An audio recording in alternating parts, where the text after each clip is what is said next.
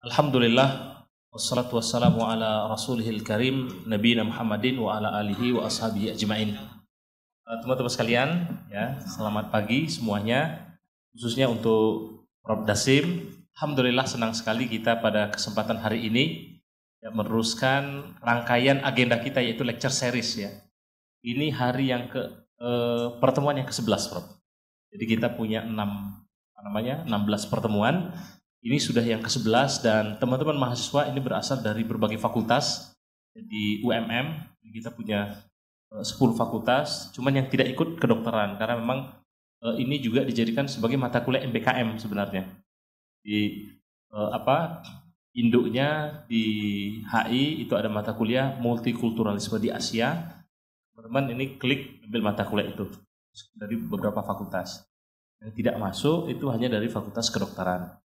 Nah, teman-teman sekalian, hari ini Prof. Dasim, beliau akan bercerita banyak tentang kita ya, kaitan dengan pengalaman-pengalaman beliau yang luar biasa. Beliau sangat banyak pengalaman. Nanti untuk perkenalannya, Prof. Dasim sendiri yang akan memperkenalkan diri. Lalu dari wajahnya sudah kelihatan, kira-kira dari mana Prof. Dasim ini? Filipina katanya, dari Filipina. Jadi Prof. Dasim ini dari UPI ya, Universitas Pendidikan Indonesia, dan beliau akan menyampaikan materi tentang karakter education in multicultural society. Jadi memang kepakaran beliau karena beliau berasal dari pendidikan Pancasila. Sebelum kita mulai, Prof, saya mau cek dulu satu aja.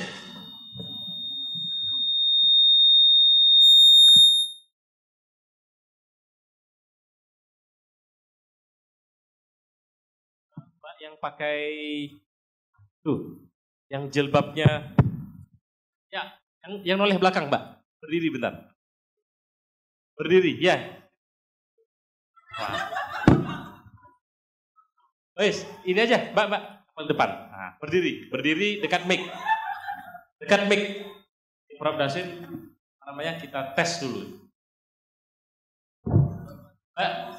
Pasal keempat Pancasila. Silakan, langsung. Kemanusiaan. Sila keempat Pancasila. Kerakyatan yang Terus, pakai mic. Ini dimarahin oleh profesornya ini. Kerakyatan yang dipimpin oleh hikmat kebijaksanaan dalam permusyawaratan perwakilan. Betul enggak? Tunjuk satu orang, Mbak, untuk berdiri gantikan jenengan. Tarisa. Ya, silakan maju. Maju, Mbak. Langsung ke mic ya.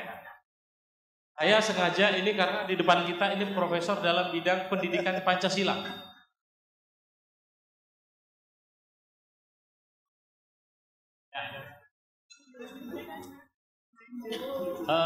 Mbak siapa? Tarisa. Mbak Farisa, silakan Pancasila dari sila pertama sampai sila terakhir. Pancasila, ya silakan Mbak. Berdiri. 1.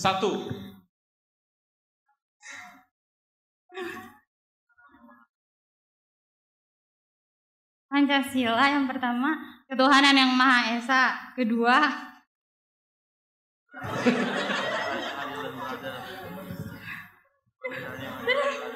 ya, yang kedua apa? kemanusiaan yang adil dan beradab. 3, Ini kalau jantungan tolong yang lain selamatkan ya.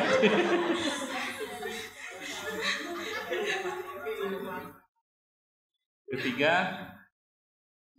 persatuan Indonesia ya. Yang keempat, kerakyatan yang dipimpin oleh hikmah kebijaksanaan dalam permusyawaratan perwakilan.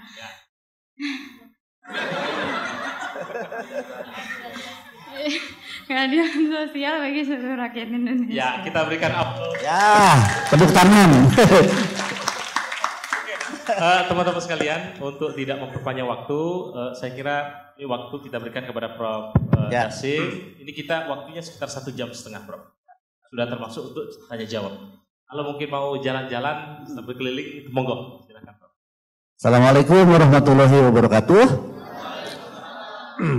Alhamdulillahirrahmanirrahim. Wassalatu wassalamu ala asrofil anbiya'i wal mursalin wa ala alihi wa sahbihi ajmain.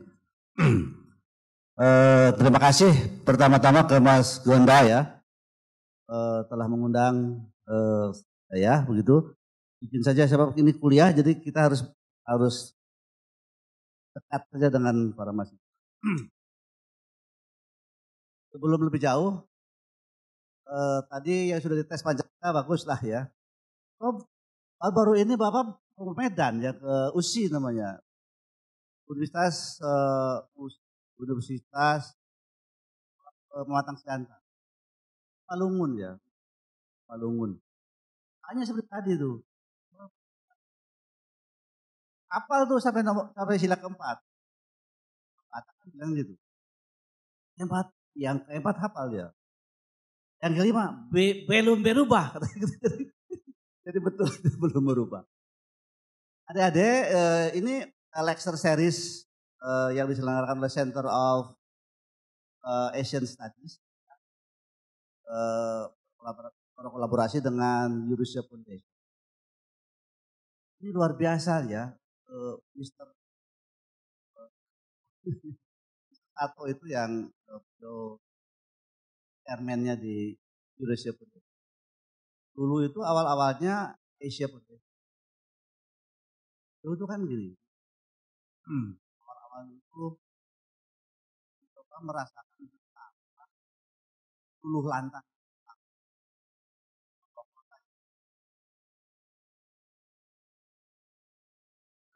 oleh Tito Oi dan bom yang dijatuhkan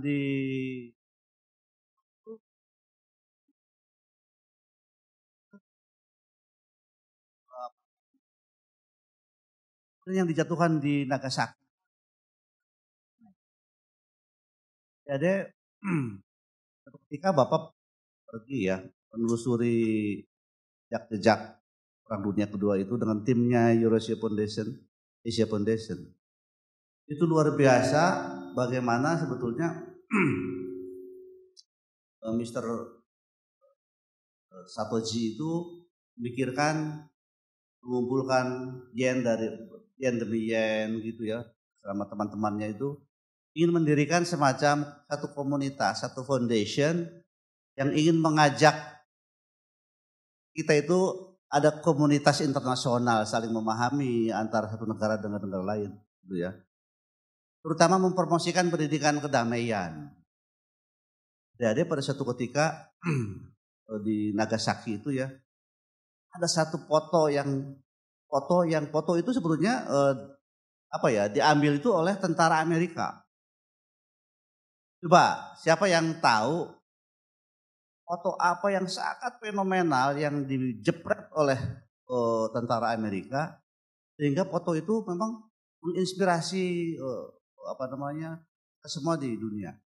Ada ingat gak?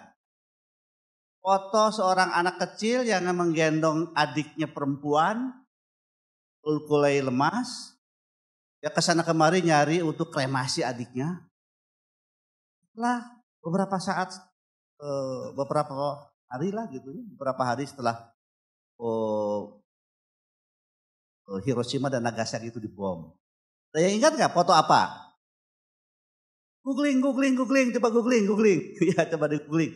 Foto seorang anak laki yang sedang menggendong adik perempuannya yang sudah terkulai, sudah meninggal, nyari tempat kremasi sangat sulit sebab semuanya luluh lantah tuh di Nagasaki itu.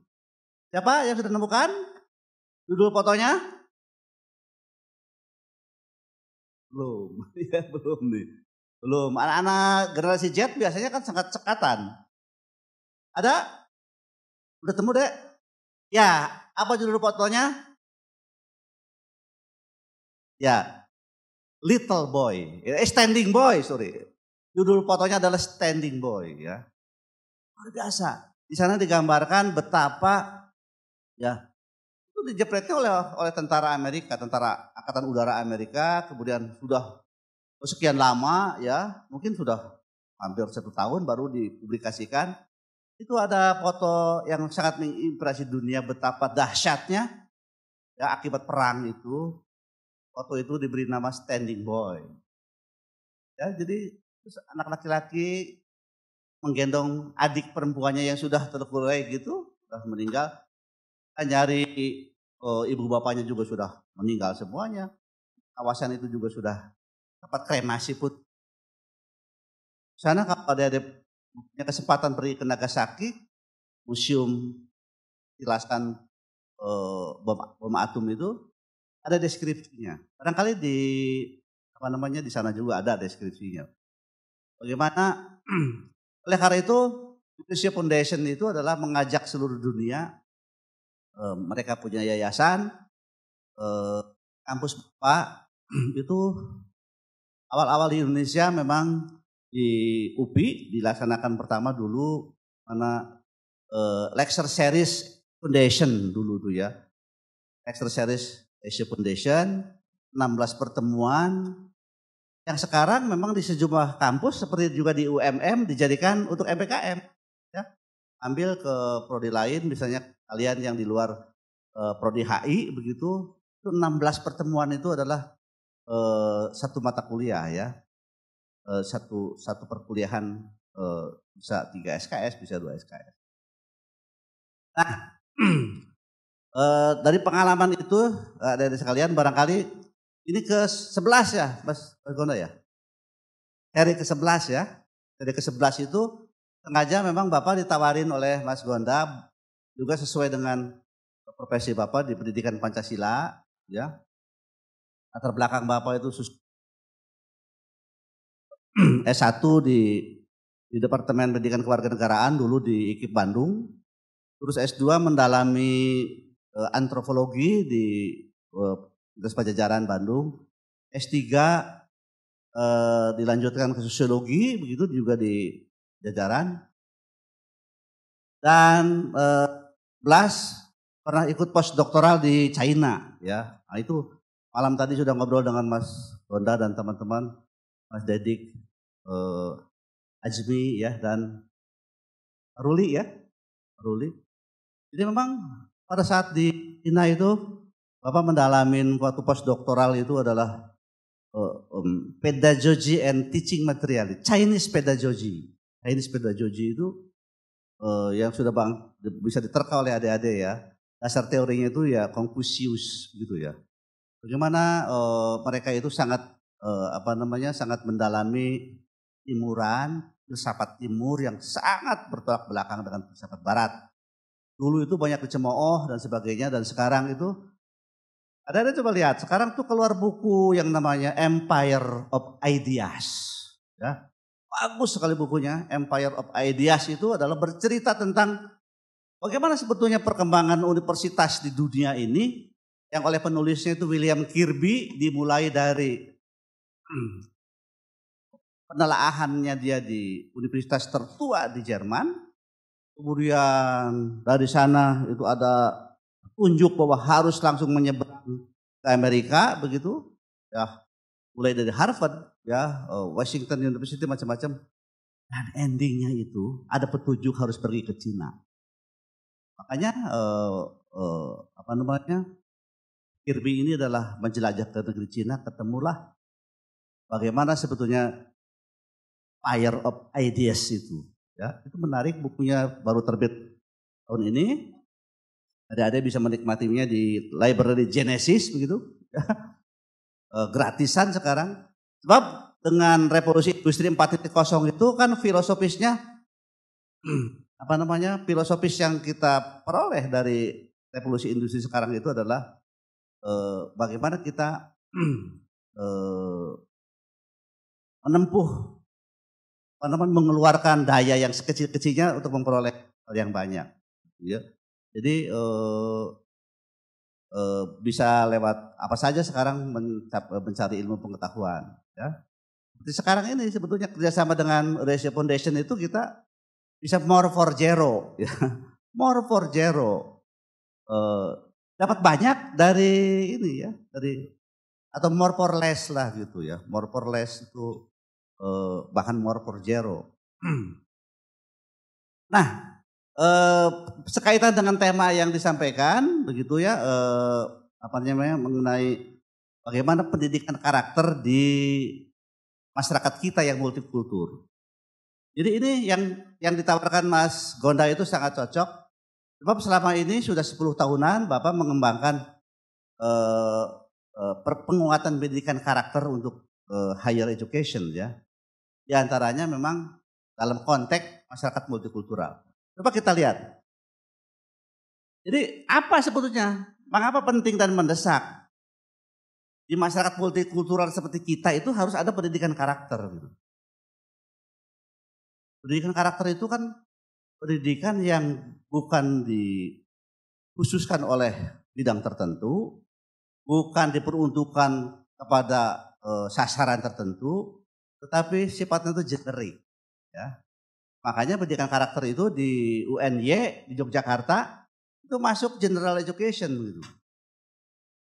Coba, apa sebetulnya mengapa penting? Yang pertama pada masyarakat multikultural seperti kita Indonesia, ya proses pendidikan itu tidak hanya bertujuan untuk menanamkan nilai-nilai berdasarkan budaya tertentu, tetapi harus menanamkan nilai-nilai bersama. Coba adik-adik ingat nggak beberapa waktu yang lalu ada seorang anggota parlemen mengatakan begini, kami nggak menyalahkan beliau ya, tetapi itulah yang disebut barangkali pemahaman tentang kultur bersama itu kurang. Bisa gini, ada kepala kejaksaan tinggi di Jawa Barat mimpin rapat pakai bahasa Sunda. Ramai, bahkan yang paling tidak enaknya minta ke pemerintah dipecat gitu. Sebab tidak nasionalis, ya tidak ada nasionalisme gitu. Beliau itu tidak tahu yang namanya kita itu kan dalam rangka melestarikan bahasa lokal, bahasa daerah itu, setiap daerah itu ada yang namanya bahasa daerah. Gubernur Jawa Barat sejak lama mencanangkan bahwa hari Rabu itu disebut hari Nyunda. Bapak itu kalau ngajar hari Rabu, bahasa Sunda gitu. Mahasiswanya ada yang meneng baik gitu. Ya, nggak apa-apa, tapi lama-lama yang penting mengenal gitu. Oh gitu ya, kalau ada suara gini tuh, oh itu bahasa Sunda gitu ya. Apa-apa. Bahkan Bapak punya tetangga, ya, namanya Mas Duki. Beliau itu dari Grobogan, istrinya dari Tegal kan, asli Jawa kan ya. Terus punya anak kecil sekolah di Bandung. Di SD itu ada bahasa Sunda kan. Terus pada saat Bapak silaturahim, berapa? Kelas 5 Om. Apa yang paling suka pelajaran di SD kelas 5 itu di Bandung? Ini Om menggambar. Yang paling sulit bahasa Sunda. Bahasa Sunda sulit banget gitu ya. Tapi sekarang setelah 15 tahun beliau tinggal di sana, anak-anak dari SD sekolah, terus sekarang anaknya itu semuanya fasih bahasa Sunda. Ibu bapaknya sudah 15 tahun belum mengerti sedikit pun gitu ya, hanya paling-paling kalau ini ngomong gini tuh ya orang Sunda gitu. Itulah kenapa pendidikan kita itu memang juga harus menyerap. Dasar pendidikan kita itu bukan hanya berdasarkan dari nilai-nilai budaya tertentu saja. Tapi memang harus berdasarkan nilai-nilai budaya yang hidup di kita. Banyak sekali. Pak, kira-kira menurut Ade, di Papua itu ada berapa suku? Hanya satu atau banyak? Banyak ternyata. Bapak punya mahasiswa S3, semester 1 di Bandung dari Papua, namanya Iskia Urwaya. Beliau dosen di Uncen. Ingin yakinkan ya, Pak Iskia, kami orang luar Papua menganggap di Papua itu sama aja semuanya orangnya persis gitu ya. Padahal kan tidak. Itu Bapak, tidak itu. Ada berapa banyak itu Bapak ya. Itu Bapak itu sekarang sudah ada penelitian. Di Papua itu terdiri atas tidak kurang dari 350 suku bangsa. Jangan coba. 350 suku bangsa. Masing-masing bicara dengan bahasa yang berbeda. Raut muka dan roman muka dan lain-lain itu juga beda itu. Tapi kita sebagai orang Jawa misalnya melihat mereka tuh, oh Papua. Apa seperti itu? Nah oleh karena itu yang pertama, kenapa ini penting dan mendesak pendidikan karakter yang harus, atau pendidikan yang harus berbasis nilai-nilai budaya bersama itu, dan antaranya itu. Yang kedua, kekayaan budaya yang beragam menjadi wahana pembelajaran untuk menghargai ya kita satu sama lain. Jadi kita dalam pergaulan itu jadi ngerti, oh iya. Kalau orang Jawa itu kan caranya lemah lembut, seperti Sunda juga. Tapi kalau orang Tapanuli, bicaranya keras-keras. Ya. Ini cerita tetangga juga. Suatu ketika ada dosen baru, Bapak itu dosen dari jurusan geografi, orang Tapanuli. Ya, namanya Paiban Simanjuntak. Itu bersebelahan dengan Ibu Ois, orang Bandung. Ibu Ois lapor ke RT. RT, ini si Abang Paiman itu bicaranya itu seperti marah-marah tiap hari. Nah, terus tidak begitu lama, beberapa hari berselang, Pak Paiman pun lapor juga Pak RT. Bapak RT, bagaimana itu Ibu Ois? Bicaranya pelan-pelan. Seperti membicarakan keluarga kami itu tiap hari gitu. Wah akhirnya disatukan begitu. Ini Bro Paiman kata RT itu ya. Orang Sunda itu bicaranya yang pelan-pelan. Bukan membicarakan tidak sopan, membicarakan Bang Paiman. Tapi biasa seperti itu. Boys, ini si Bro Paiman tuh juga, Abang Paiman itu. Orang Tapanuli. Apalagi Tapanulinya seputaran Danau Toba begitu ya. Malam hari ombaknya besar, suka ini. Bicaranya keras-keras gitu, bukan marah gitu. Makanya Bang, kalau bicara dengan orang Sunda agak dipelanin sedikit. Ya. Nah Ibu Ois juga diberitahu oleh Pak RT. Kalau bicara dengan Abang Paiman, coba sedikit dikerasin volumenya gitu ya. Akhirnya hidup kita bertetangga yang baik. Pemahaman itu kalau di negara-negara sudah established ya. Sudah bicara dengan teman-teman juga. Memang di tempat lain itu ada JE-nya itu, ada General Education itu. Cultural Studies. Apa ada? Ada cek di kurikulum universitas beken di seluruh dunia itu ada satu mandatory subject namanya cultural studies. Ya pantas. Kenapa coba? Belanda sampai bercokol 350 tahun di kita. Mereka itu pertama masuknya itu ya ahli-ahli budaya. Karena ini orang-orang di Indonesia itu gampang untuk menguasainya, dipecah belah aja. Benar. Antara kerajaan yang satu dengan yang lain terus dibikin gitu ya. Nanti minta bantuan ke siapa? Ke Belanda. Belanda punya senjata. Jadi itu. Jadi yang namanya budaya itu penting banget ya. Oleh karena itu, kenapa Eurasia Foundation itu masuknya ke ranah budaya, ya. Ranah pendidikan dengan kita agar membantu bagaimana situasi dunia ini lebih baik lagi. Sebetulnya kami di komunitas di lecture series group ini merasa prihatin sekarang dengan perang Ukraina gitu ya. Prihatin sekali. Tapi juga kita tidak boleh terhanyut dengan keprihatinan semata-mata. Kita juga diskusi-diskusi kecil-kecil. Barangkali nanti ada yang bicara ini ya. Dari kedua belah sisi misalnya gitu. Kita tanya sisi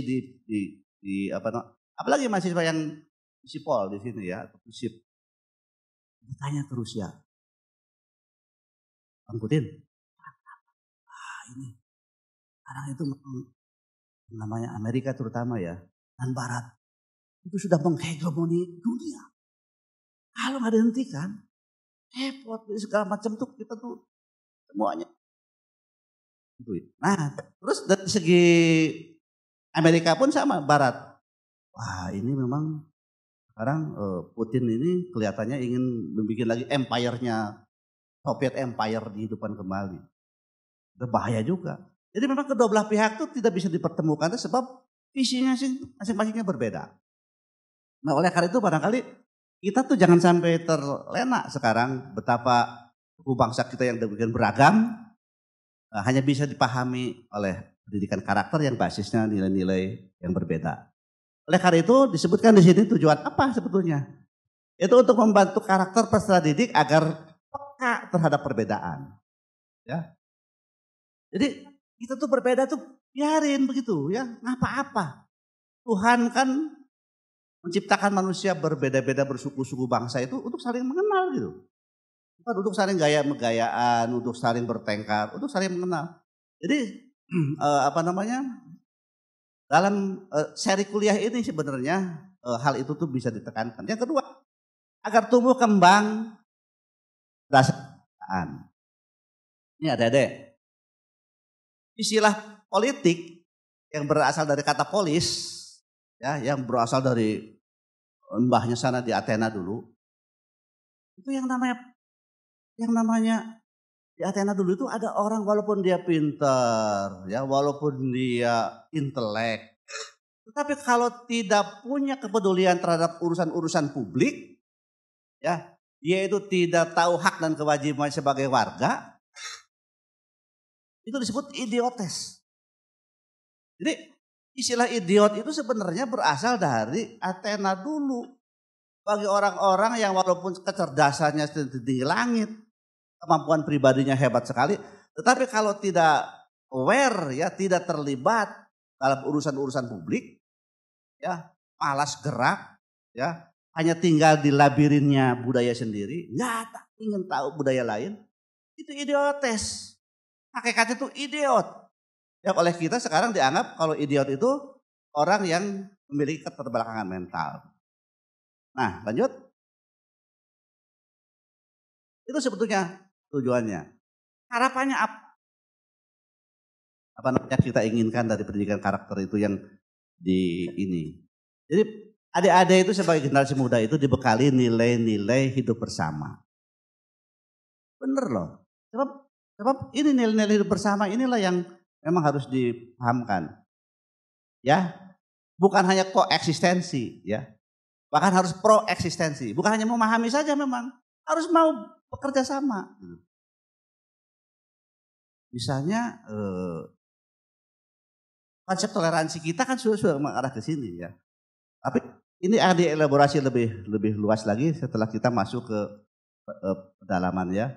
Jadi kalau untuk memahami nilai-nilai budaya lain itu bukan hanya untuk koeksistensi tapi pro-eksistensi. Bukan hanya saling mengenal, oh ya ini orang Malang kan gini, ini oh ya kami. Tapi harus lebih jauh daripada itu, pro-eksistensi. Kenapa coba? Sebab manusia itu memang punya sifat paradoks. Nanti kita akan bahas lebih lanjut.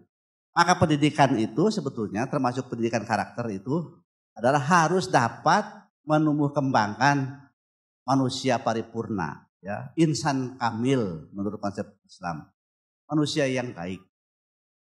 Itu sebetulnya.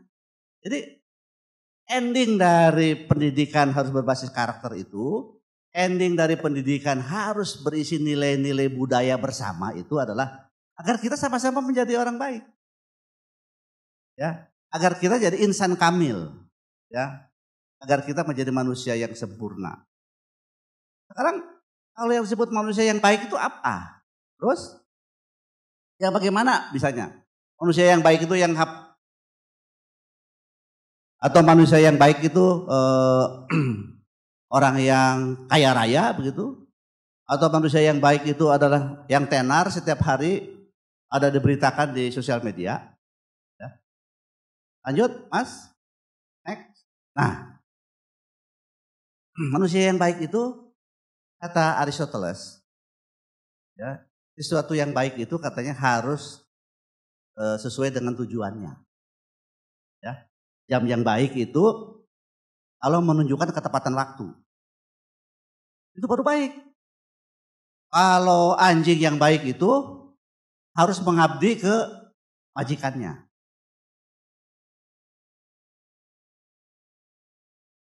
Misalnya ya.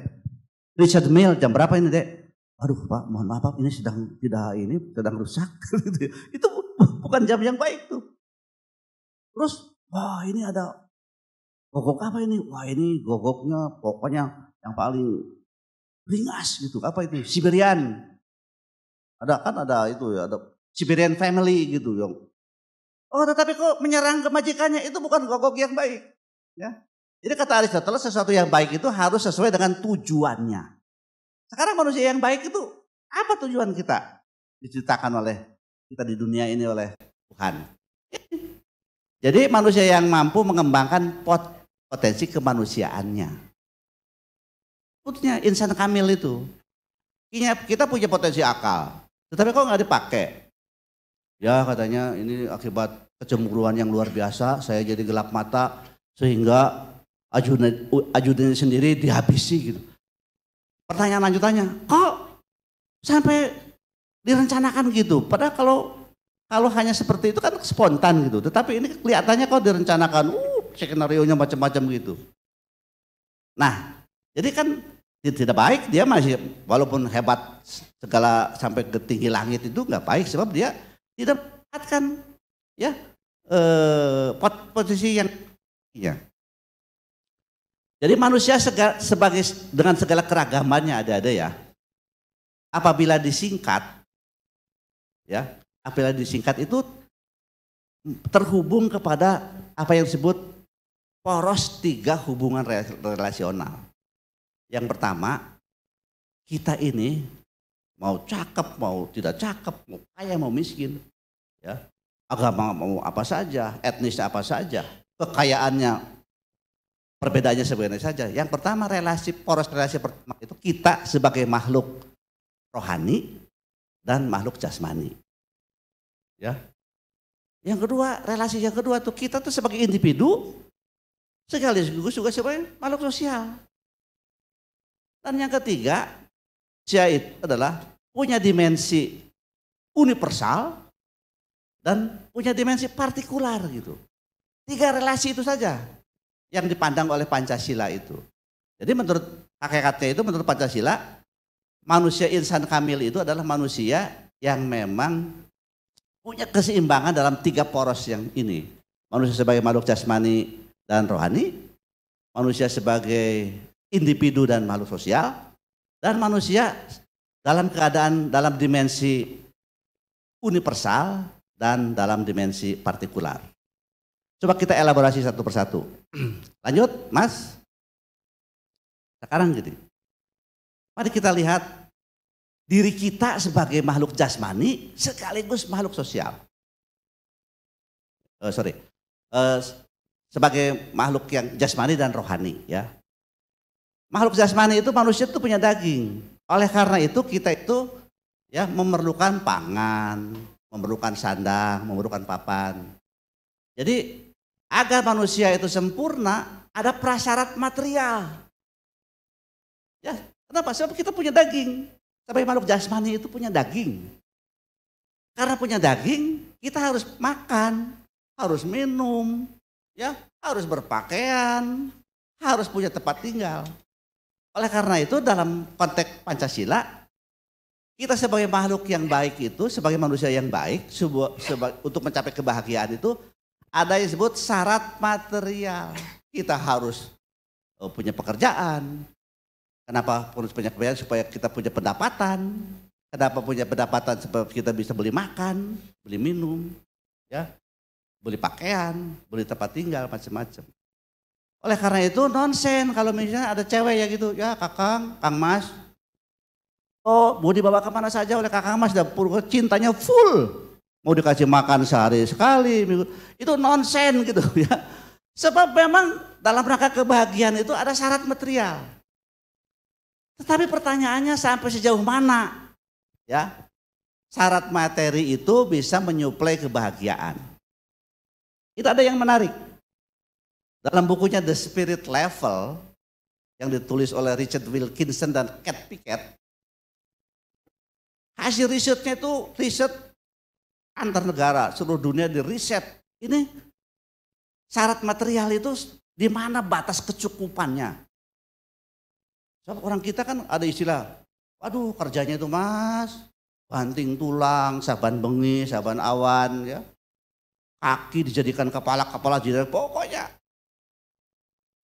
kerja begitu, cari duit, cari keuntungan. Makanya pantas misalnya sekali berkapolda di Indonesia, entah di mana, masih jadi bandar narkoba, bayangkan coba. Nah oleh Richard Wilkinson dan Kat Pickett diteliti, Oh pantesan. Bagi negara-negara miskin dan negara-negara berkembang, yang namanya syarat materi itu benar-benar paling utama untuk membuat mereka bahagia. Sampai bila negara itu sudah punya pendapatan 25.000 US dollar. Ya, baru syarat material itu sudah tidak berpengaruh lagi untuk meningkatkan kebahagiaan. Ibarat ya, orang lapar terus makan kenyang. Orang kenyang itu tidak terpengaruh lagi sebanyak dan seenak apapun makanan tersaji. Kalau kita masih lapar, wah, aduh, misalnya dalam menjelang buka puasa Ramadan ya, waduh, kelihatannya itu apa ini? Oh, ada kolak. Oh, udah kata-kata bukan kolak, ternyata ini mah biji salak gitu. Tapi kan sudah dibayangkan tuh luar biasa. Coba kalau sudah buka, wah, kenyang. Ini ada rujak, mau gitu ya. Jadi gitu, kata Richard Wilkinson Pickett, ternyata begitu negara sudah mencapai tingkat ekonominya yang mapan, batasnya itu 25.000 US dollar, kebahagiaan itu sudah tidak bisa ditambah lagi oleh kekayaan, oleh materi. Pertanyaannya, yang bisa terus-menerus menambah kebahagiaan manusia itu kebutuhan apa? Ternyata kebutuhan rohani. Benar. Coba aja coba adik-adik, coba. Nanti adik-adik itu sekarang kan masih kuliah. Nanti sudah kuliah, berhasil misalnya jadi lulusan, ya punya pekerjaan, bahkan di bisnis misalnya. Luar biasa gitu. Lama-lama sudah ekonominya mapan. Kebahagiaan itu berubah. Dulu mah kalau Dok, semester berapa sekarang Dok? Semester 5 Om. Aduh, jadi gimana di UMM? Baik-baik Om, skripsi sudah mau selesai. Nih dikasih oleh Om 50.000. Waduh rasanya tuh ya. Zaman saya dulu, jam berapa dulu 50.000 dikasih oleh Om itu. Bapak kuliah 82 ya S1 itu. Wah luar biasa gitu. Coba pada saat ada tuh mapan dalam ekonomi, misalnya sudah, ya pokoknya sudah salary, apalagi kalau salary free, sudah tidak lagi memikirkan itu. Kebahagiaan itu sekarang ya berubah bukan penerima, ngasih ke keponakan. Misalnya ya, ada keponakanku yang sedang kuliah di Malang, aduh begitu pulang teh, oh sepatunya sudah cowok satu nih, oh ya Om, oh ganti. Padahal belinya tuh ya memang hanya di pasar loak, misalnya. Kebetulan ada yang masih baru, tapi bahagia gitu. Itu disebut kebutuhan rohani itu. Ya, jadi adik-adik jangan lupa, ya, jangan lupa bahwa memang unsur itulah kita, makanya keseimbangan itu yang kalau kita ingin jadi insan kamil, ada keseimbangan itu. Di satu pihak kita harus memenuhi kebutuhan jasmani, tetapi di lain pihak tuh jangan lupa diasah dari sejak sekarang ada kebutuhan rohani. Misalnya begitu bubar kuliah nih ya, istirahat zuhur macam-macam. Lihat teman kita kok kita pada makan di kantin, oh ini ya macet ditanya.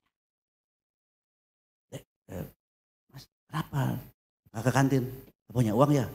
Kok tahu? Gitu. Oh nggak kasihan, ayo saya traktir 10.000 gitu ya. Wah jadi bahagia rasanya gitu bisa menolong teman bisa. Itu. Jadi satu pihak kita pun juga memang tetap berusaha memenuhi kebutuhan jasmani kita, tetapi itu ada batasnya. Ya. Oleh karena itu kita harus mengolah kebutuhan kita yang kedua adalah kebutuhan rohani. Ya. Nah oleh karena itu manusia harus memenuhi kebutuhan rohani itu bisa lewat kegiatan-kegiatan spiritualitas, ya, olah jiwa, ya, olah rasa gitu. Di sanalah pentingnya, makanya pentingnya bidang-bidang lain yang kita dalamin gitu. Disinilah pentingnya bagaimana dalam masyarakat yang multikultur kita. Multikultur itu bukan hanya budaya ya, nanti itu pekerjaan Anda juga berbeda-beda, profesi Anda berbeda-beda. Dengan saling memahami, dengan olah rasa, olah jiwa begitu kita saling memahami. Ya, kalian tuh kalau sekarang misalnya mahasiswa teknik, Silakan kalian itu nanti mau jadi insinyur, capek lah, gapai lah setinggi mungkin expertise kalian di bidang itu. Tapi jangan lupa ada sisi lain gitu. Ada sisi yang humanisnya harus dikembangkan juga, olah rasanya juga, ya, olahraga macam-macam. Gitu. Inilah hakikat yang pertama, manusia sebagai makhluk jasmani rohani itu adalah seperti ini. Naik terus, Mas.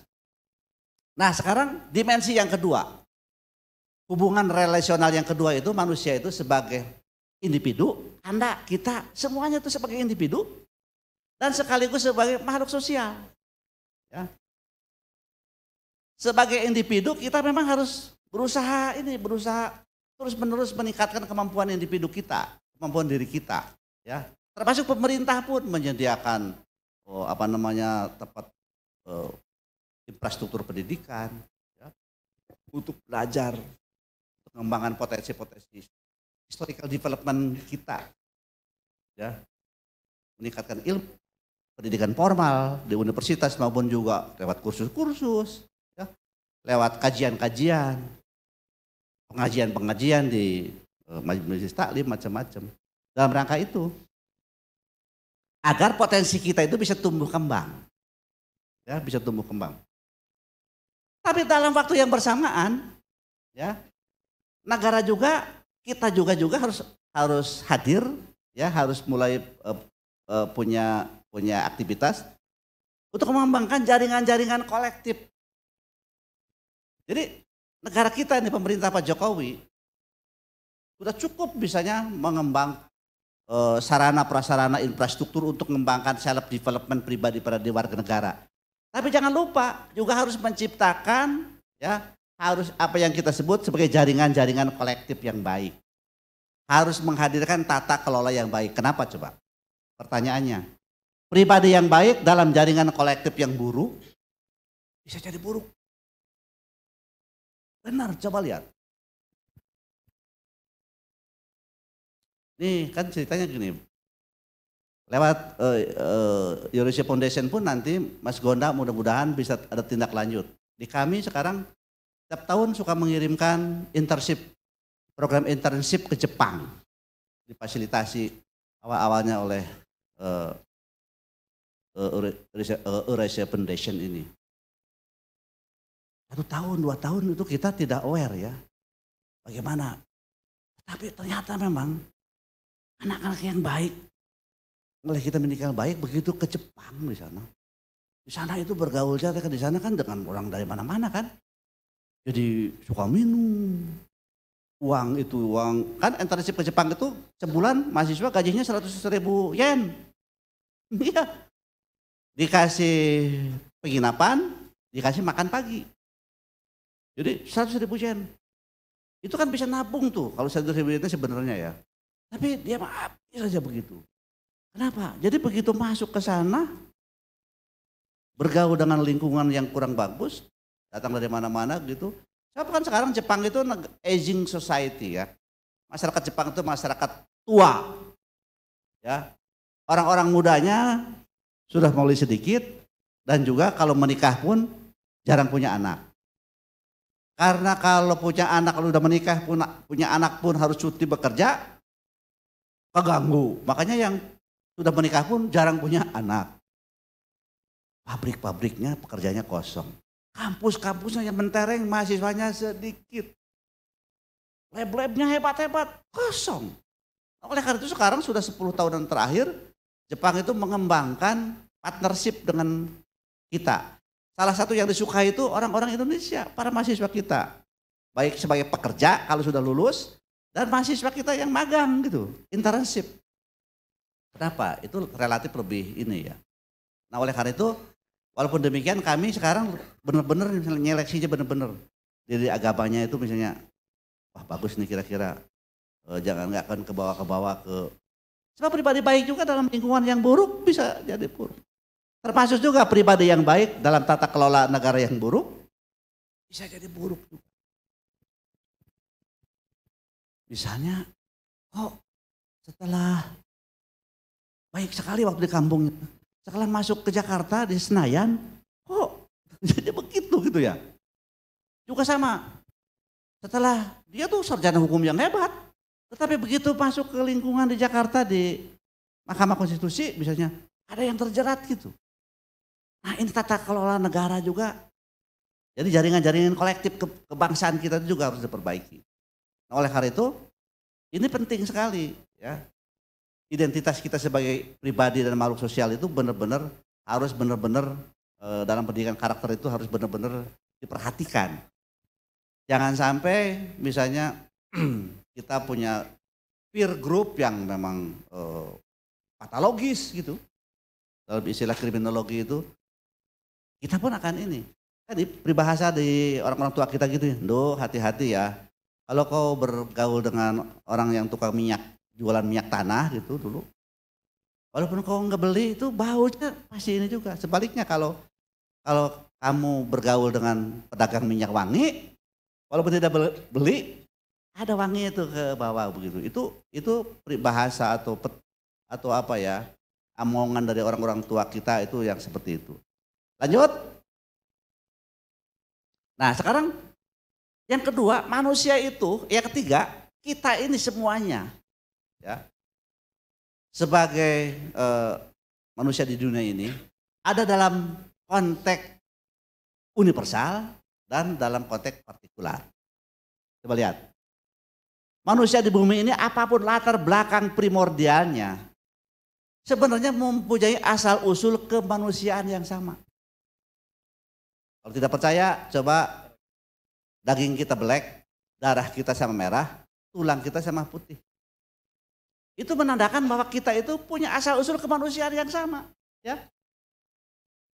Namun pada saat yang sama, ya, berhubung kita itu punya daging, kita akan terikat kepada ruang. Ya, misalnya gini, Bapak, walaupun secara universal itu memang anggota umat secara universal, tetapi berhubung lahir di Jawa Barat, ruangnya itu khusus. Jadi manusia itu mengembangkan apa yang disebut budayaan dalam ruang kita tempat yang berbeda itu. Kenapa? Sebab manusia itu hidupnya bukan hanya by nature, tapi by nurture. Oleh karena itu mengembangkan kebudayaan.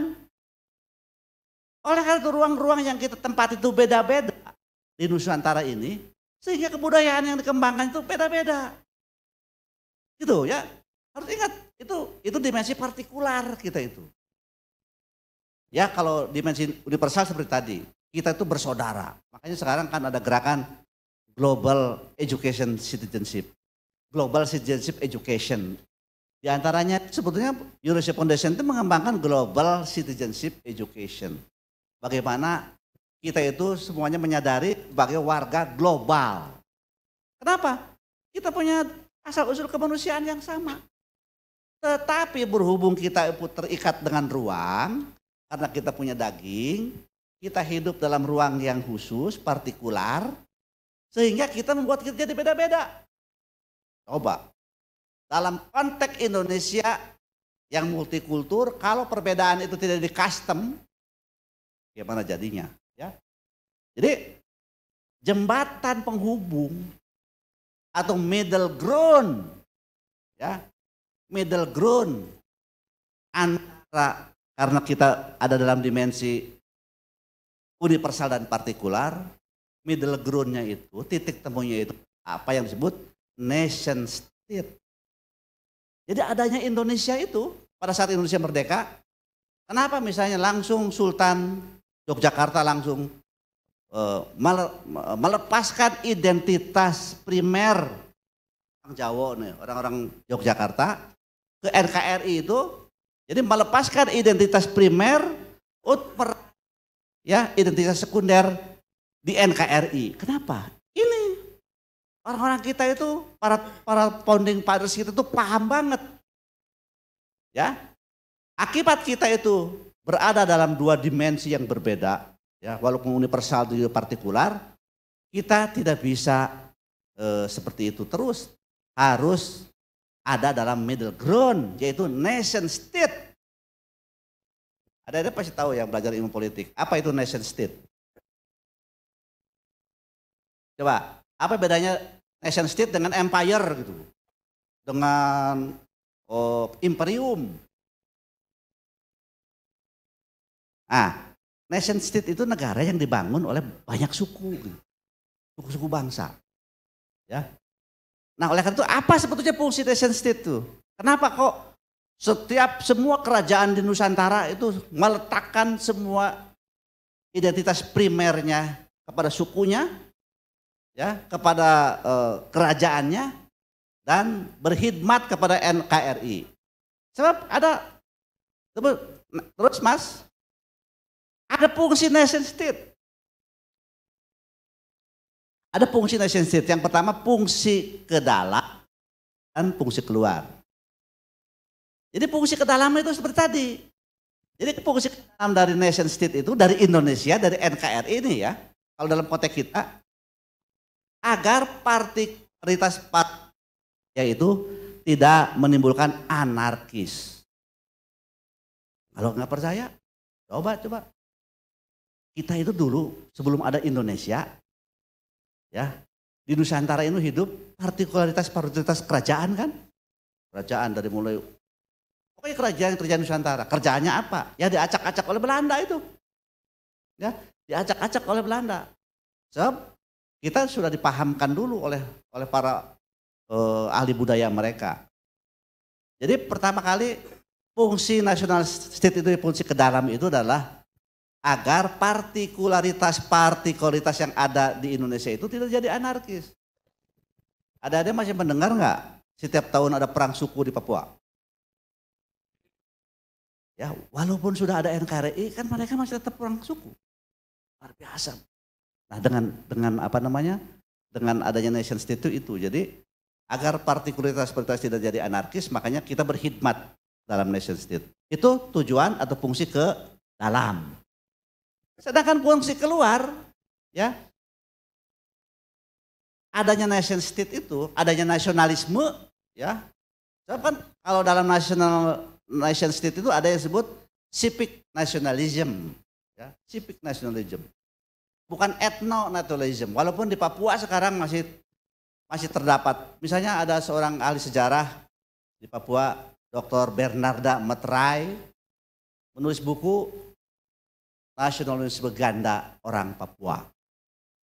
Jadi mereka di Papua itu sekarang memang etno-nasionalisnya masih tetap tumbuh di pedalaman terutama.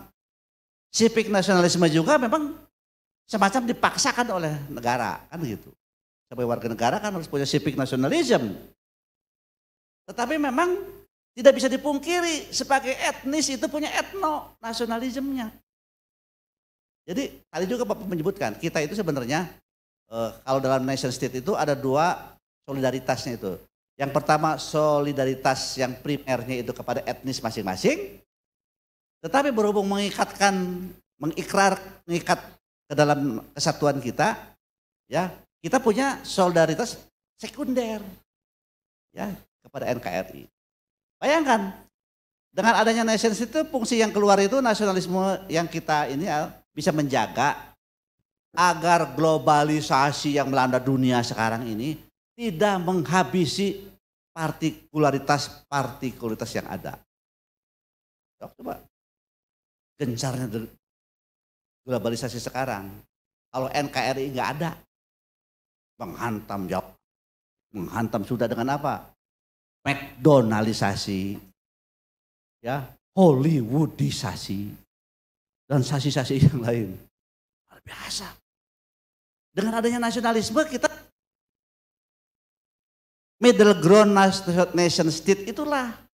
Jadi adik-adik itu kalau ditanya, kalau oleh orang ditanya misalnya orang asing, mana orang Malaysia nanya, macam mana tuh berada di NKRI itu, nanya ke orang Jawa, nanya ke orang Papua. Dia ternyata punya fungsi ini, ya. Makanya tetap saya itu makanya tidak terlalu khawatir bahwa globalisasi semua partikulitas kita itu akan dihabisi, nggak bisa, nggak bakalan. Kenapa? Kita punya national state, kita punya nasionalisme di dalam dada kita. Ya, inilah ketiga poros hubungan relasi kita itu. Oleh karena itu kalau dikembalikan lagi ditanya Yang disebut manusia yang baik itu, manusia yang paripurna, manusia yang insan kamil itu wujudnya apa? Tadi, bagaimana ada keseimbangan diri kita itu sebagai diri jasmani dan diri rohani, ya. Oleh karena itu hidup kita itu barangkali ya jangan terlalu misalnya untuk kepentingan jasmani semuanya gitu. Melupakan rohani. Itu bukan orang baik. Yang kedua, ada keseimbangan diri kita sebagai individu dan untuk orang lain, makhluk sosial. Ya. Dan yang ketiga, ada keseimbangan antara diri kita yang berada dalam dimensi universal dan diri kita yang berada dalam dimensi partikular. Nah, jadi ini baru disebut manusia yang paripurna atau insan kamil. Ini sebelum ke slide yang baru, bicara globalisasi. Ada kasus begini. Katanya menurut Patino, yang namanya globalisasi itu menghabisi peradaban. Hasilnya itu ada yang disebut kelompok the winners dan ada kelompok the loser. Kecuali, kata Patino, negara bangsa itu bisa menghadirkan yang disebut reverse globalization. Reverse globalization. Contoh, orang India kagak mau bikin Bollywood dalam Mandarin juga sama. Apa kita juga punya film Mandarin. Korea coba. Korea sekarang sudah mendunia, itu sudah mengglobal budayanya. Ada yang terlibat dalam budaya Korea? Ya. Ya, K-pop, terus Gangnam Style. Coba. Siapa tadi yang ini teh? Ya. Jadi kata Patino itu agar kita tidak jadi yang the loser, maka kita pun potensi budaya kita tuh harus ada yang juga mengglobal. Seperti Korea, K-pop, Gangnam Style atau Gangnam Style. Itu passionnya Korea itu asalnya di sebuah jalan. Misalnya kalau di Jakarta ada Citayam Fashion Week, ya. Waduh, itu di Gangnam tuh Gangnam itu satu jalan, satu distrik jalan pertokoan lah kanan kirinya, gitu di bawahnya juga ada pertokoan bawah tanah. Setiap akhir pekan itu seiring dengan K-pop itu apa namanya para perancang busana hebat-hebat Korea itu adalah di catwalk-nya di jalan di Gangnam itu dipakai lalu lewat gitu oleh para artis, ya mirip Citayam Fashion Week gitulah. Tapi kalau Citayam Fashion Week mah itu mah dalam konsep sosiologi mah seperti ini ya, semacam pemberontakan budaya, gitu ya. Masa hanya the princess saja yang bisa lenggak-lenggok di catwalk. Nah, orang-orang Citayam tuh juga bisa gitu. Walaupun akhirnya ya dimanfaatkan oleh dikapitalisasi, akhirnya jadi susah juga ya. Coba kita punya nggak yang semacam bisa jadi mengglobal? Bapak dapat jawaban kemarin waktu di Padang. Ada Pak, makanan kita nih rendang. Oh, jadi rendang itu sekarang katanya memang rendang itu merupakan makanan terenak seluruh dunia. Kata orang. Bukan kata orang Padang, kata orang-orang di sana. Bapak pernah test case. Kami itu kedatangan mahasiswa asing setiap bulan Juli. Nah, kemarin 2 tahun absen ya. Insya Allah 2023 datang lagi. Mahasiswa dari beberapa kampus di Australia. Dari Monash, dari Melbourne, dari Adelaide, dari Leaders gitu ya. Itu begitu di bandara Soekarno-Hatta mendarat, kita jemput pakai bis gitu. Selalu berhenti di kilometer 57 tuh di daerah tol Cikampek itu ada kilometer 57. Sengaja di sana ada rumah makan sederhana gitu ya. Nah itu dia tuh gini. Kan itu kalau makan itu kan prasmanan gitu ya gitu. Mereka tuh buang gitu ya. Panitia kebobolan gitu ya. Tapi akhirnya kita tahu wah udah disiapannya itu rendang saja bersama telur bulat. Yang lain-lain aja comot-comot aja dihitung kan kalau di sana. Ternyata memang betul. Mereka tahu begitu nyobain itu yang namanya nyobain rendang itu bukan 1, bukan 2, 5 gitu ya. Setiap orang para mahasiswa itu memang enak banget. Kita tanya, kamu tahu dari mana dari rendang? Tahu dari berita itu. Wah ke Indonesia itu diantaranya ya dia itu diantaranya memang ingin nyobain rendang. So, di Australia juga di rumah makan Padang tuh ada, rumah makan Indonesia gitu ada. Rendangnya ya bukan asli lah gitu ya, rendang-rendangan gitu. Seperti kalau rawon, kan yang paling asli itu rawon setan gitu ya. Nah, kalau rawon-rawon biasa tuh. Nah jadi kata orang Padang, ada Pak makanan kita nih Padang, rendang. Di Jawa ada nggak yang kira-kira bisa diglobalkan? Apa ya? Reog? Atau apa? Harus ada kata Patimo. Agar dalam era globalisasi Indonesia tidak jadi loser, the loser harus mengembangkan yang disebut reverse globalisasi timbal balik. Gitu. Mungkin dalam sosiologi juga ada teori yang disebut teori exchange teori pertukaran kan gitu. Katanya kalau selalu, Adek, siapa namanya Adek? Ya? Nabila bersahabat dengan siapa Adek? Bersahabat berdua. Kalau Nabila itu dijajanin terus-terusan sama Apelia, itu jadi subordinasi itu. Sekali-kali harus reverse ya, saling mentraktir. Ya misalnya, oke, Abelia, coba Abelia itu yang bayar ya, nanti besok saya, traktir lagi.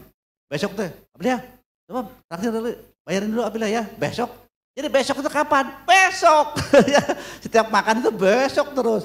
Nah itu tidak reverse, ya tidak reverse. Nah kalau reverse itu seperti itu ya, pokoknya atau ada istilah gini di mahasiswa, diajak riset atau kerja sama dosen,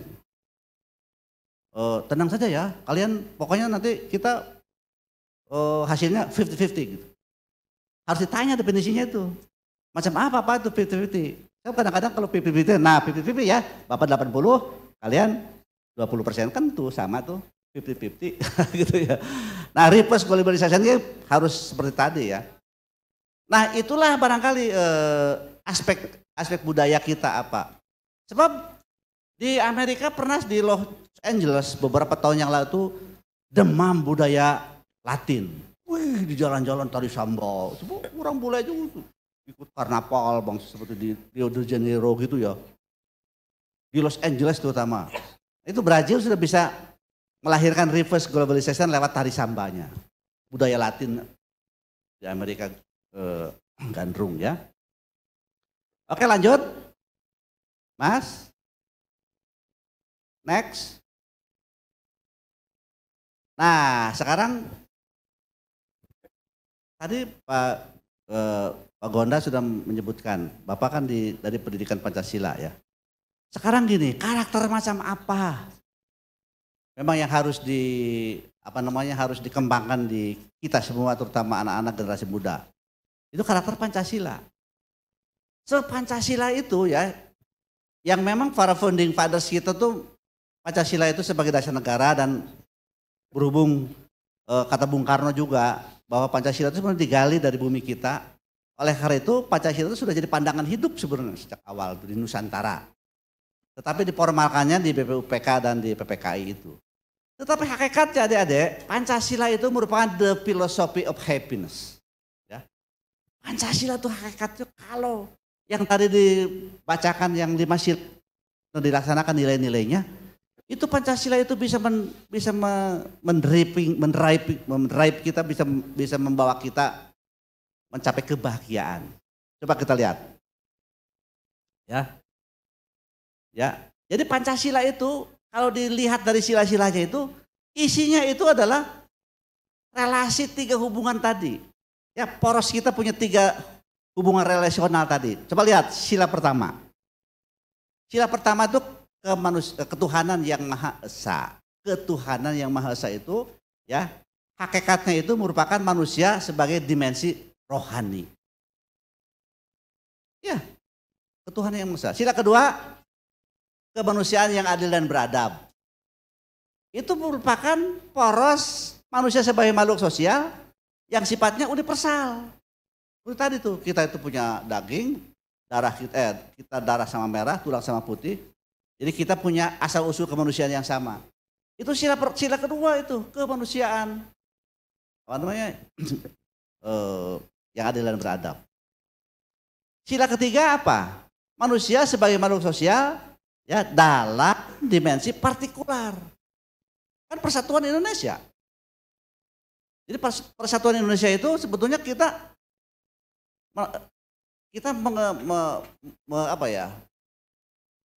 menyepakati bahwa kita itu sebagai makhluk sosial tetapi dalam dimensi partikular dalam konteks nasionalitas kita. Kan kalau yang namanya dimensi universal sepertinya itu enggak ada batas antara negara, enggak ada batas antar bangsa. Tetapi sila ketiga kita itu ada persatuan Indonesia. Makanya adik-adik dapat untung berapapun banyak dari luar negeri, dari negara lain. Kalau merusak persatuan harus jawab no. Benar. Misalnya kan ada kejadian dulu awal-awal di NTB. Itu yang namanya yang orang-orang pemilik pulau 3 pulau kecil itu. Gili ya. Yang pemilik Gili Trawangan, Gili Air, Gili Meno mau dijual ke Australia itu. Ada yang orang Australia banyak duit, pokoknya mau dijual berapa ini? Gili Trawangan, dikumpulkan orang yang punya sertifikatnya tuh. Itu udah hampir terjadi tapi kan demi keutuhan NKRI nggak dijual gitu. Kalau disewa boleh. Akhirnya kan disewa. Siapa ada yang pernah pergi ke Gili Trawangan? Ada. Ya, Gili Trawangan. Kocet di sana milik siapa? Orang bule. Disewa. Belum mau dibeli itu, Dek. Luar biasa nanti di sana langsung ada pesawat asing langsung menclok di Gili Trawangan gitu ya. Itu wilayahnya wilayah laut, wilayah di negara kita ada itu. Dilihat dari segi keamanan negara ya bahaya sekali. Kita kan sudah punya wawasan Nusantara tuh itu. Ada dalam sejarah pasti hafal kenapa perjuangan wawasan Nusantara itu luar biasa.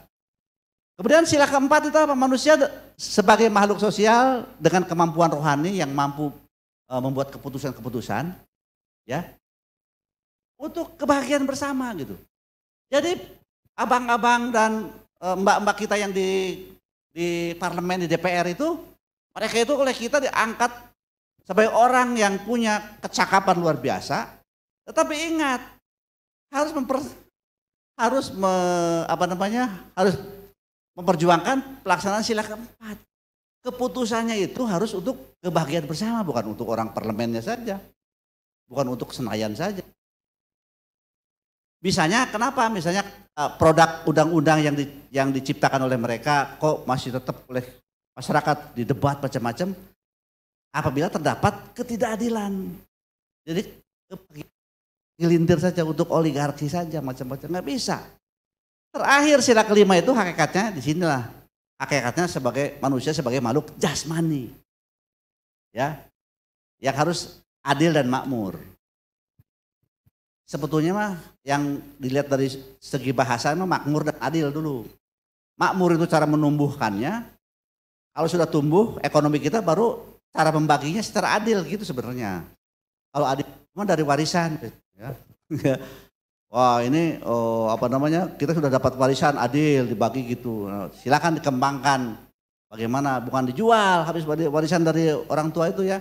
Justru ditambah harus bisa.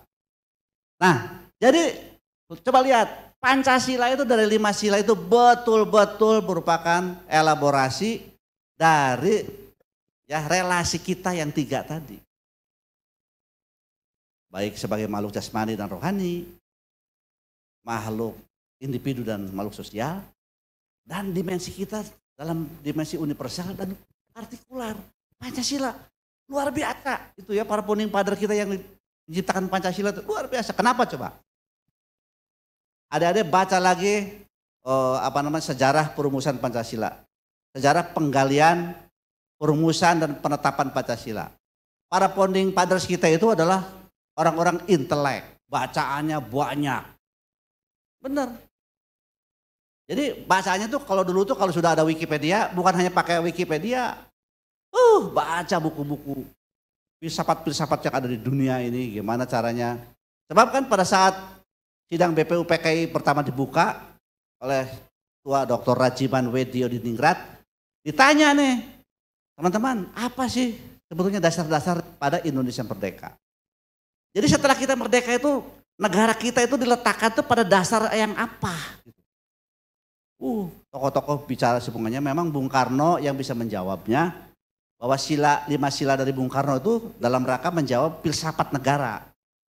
Ini deh, akhirnya setelah masa sidang habis, saudara ketua langsung menetapkan panitia kecil, panitia 9. Ya, panitia kecil untuk masuk ke PPKI. Dengan Bung Karno sebagai ketuanya, dan Pancasila dari Bung Karno itu yang 1 Juni itu yang bahannya. Oke, lanjut.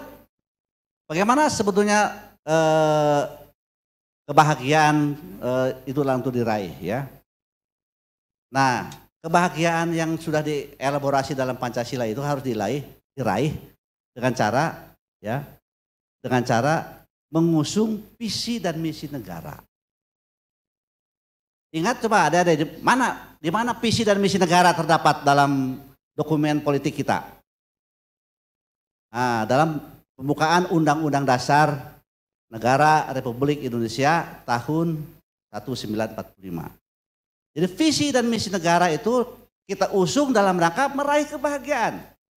Coba lihat, visi negara itu ada di alinea kedua. Itu kemerdekaan kita itu adalah dalam rangka visi negara kita itu yang pertama itu merdeka, bersatu, berdaulat, adil dan makmur gitu ya. Jadi visi negara kita itu ada merdeka memang. Merdeka itu ya merupakan perintah atau merupakan intisari dari sila dan sila kedua. Coba, menurut agama kita bahwa manusia ini semuanya itu sama di hadapan Tuhan kecuali aspek rohaninya, kecuali ketakwaannya. Itu merdeka itu memang perintah sila pertama. Terus kalau di hadapan Tuhan kita itu setara, kenapa di hadapan manusia dibeda-bedakan? Makanya sila kedua mencoba mengajarin kita bahwa wujud visi merdeka itu adalah perwujudan sila 1 dan 2. Kemudian bersatu itu perwujudan sila ketiga 12, persatuan Indonesia. Berdaulat perwujudan sila keempat ya, berdaulat itu kan kedaulatan itu kalau dulu di tangan MPR tapi sekarang itu kedaulatan di tangan rakyat, dilaksanakan menurut peraturan Undang-Undang Dasar kita. Dan yang adil dan makmur itu adalah perwujudan sila kelima. Jadi visi negara kita itu sudah yang ada di alinea kedua pembukaan itu dielaborasi dalam kelima sila yang tersebut. Terus next Mas. Nah, terakhir nih sekarang bagaimana pendekatannya sebetulnya ya. Pendekatannya agar kebahagiaan itu diraih. Yang sudah dielaborasi dalam Pancasila ini. Saya menggunakan satu pendekatan dari aliran psikologi positif ya, dari Martin Seligman. Martin Seligman tuh gini, mengamati ya mainstream aliran psikologi di barat itu umumnya kan psikologi negatif ya. Sebab menurut Martin Seligman kok yang namanya kalau orang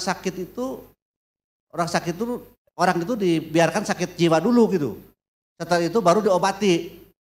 Nah itu aliran psikologi negatif namanya.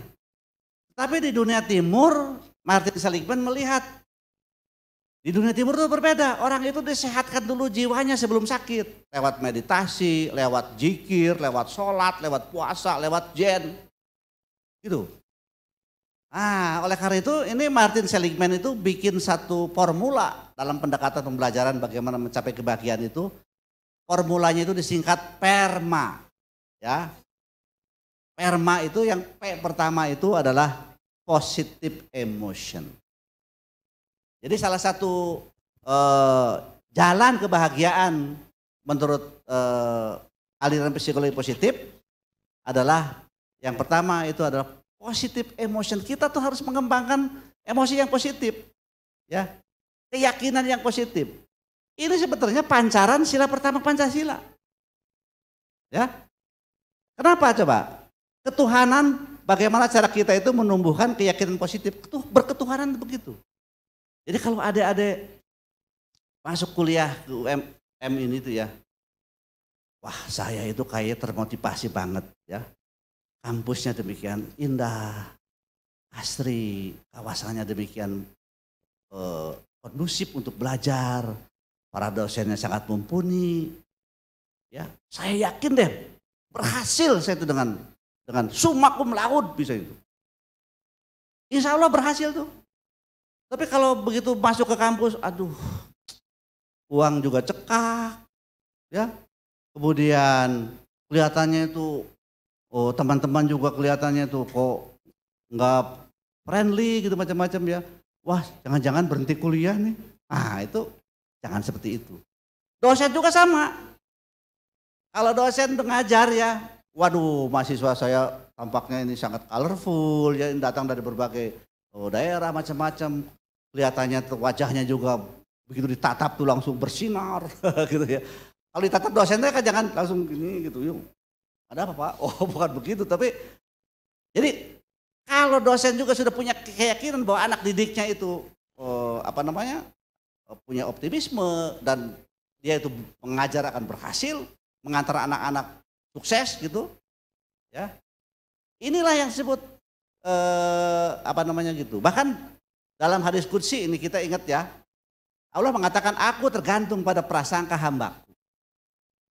Coba, kalian tuh mau bikin prasangka apa kepada Tuhan? Tuhan jawabnya seperti itu. Termasuk kalian tuh mau bikin prasangka apa ke teman-teman, kepada kampus ini. Kalau prasangkanya positif, itu benar-benar jalan. Nah, keyakinan seperti itu ya, itu bisa disebutkan itu efek placebo namanya itu.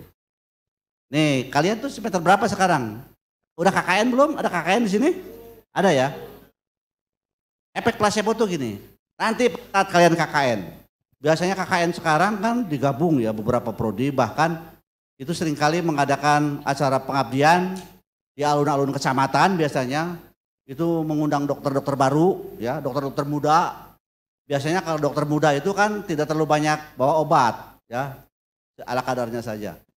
Tetapi jangan salah, pada saat ada pengobatan gratis di alun-alun kecamatan pada saat kita KKN, orang-orang desa berbondong-bondong datang. Ya, suatu ketika dokter muda kedatangan pasien, Bapak itu sakit apa Pak?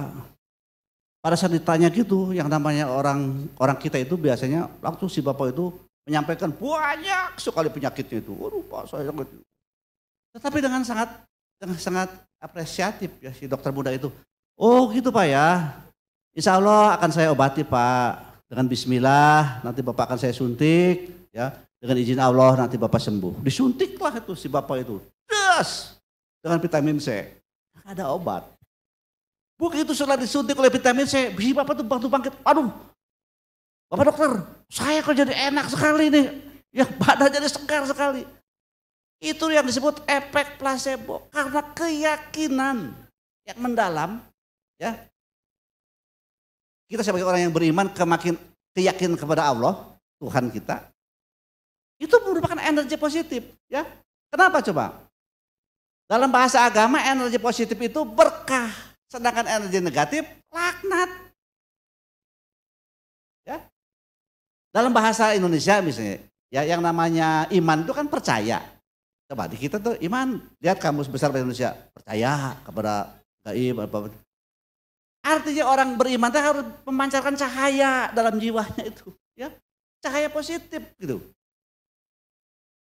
Nah, oleh karena itu yang namanya orang beriman itu harus optimis, tidak melulu menggunakan perhitungan-perhitungan di atas kertas.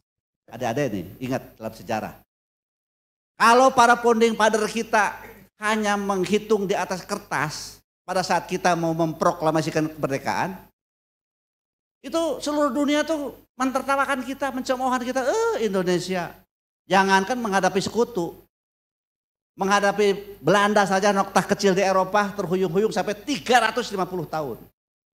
Tetapi para pemuda itu menculik Bung Karno dan Hatta ke Rengas Dengklok, kemudian diyakinkan oleh anak muda, memang diyakinkannya itu. Diyakinkan, Bung, besok harus diproklamasikan kemerdekaan kita di Jakarta. Pokoknya kita yakin bahwa dunia akan mendukungnya. Ya, dengan keyakinan itu luar biasa. Tanggal 17 Agustus 45 jam 10 dipegang Saan Timur 56. Bung Karno dan Hatta memproklamasikan kemerdekaan. Yakin bahwa itu dunia akan mendukung. Benar. Tidak begitu lama langsung besok harinya Mesir langsung menyetujui. Sebab dalam konvensi Montevideo kan syarat negara itu di samping ada wilayah, rakyat, terus pemimpin begitu harus diakui. Terus bertambah. Jadi itu sebetulnya yang meyakinkan golongan tua itu. Bung, besok harus diproklamasikan kemerdekaan. Ya, kita yakin kepada Allah. Sisanya tuh sejarah yang akan mencatat apakah kita memang berhasil atau tidak. Inilah kata Martin Seligman, salah satu approach yang pertama itu adalah positive emotion, yang hakikatnya apabila kita lihat dari Pancasila merupakan pancaran nilai-nilai sila pertama Pancasila. Lanjut, Mas. Nah, perma yang kedua itu yaitu engagement. Ya, engagement itu apa? Orang itu harus dilibatkan dalam aktivitas, tidak malas gerak.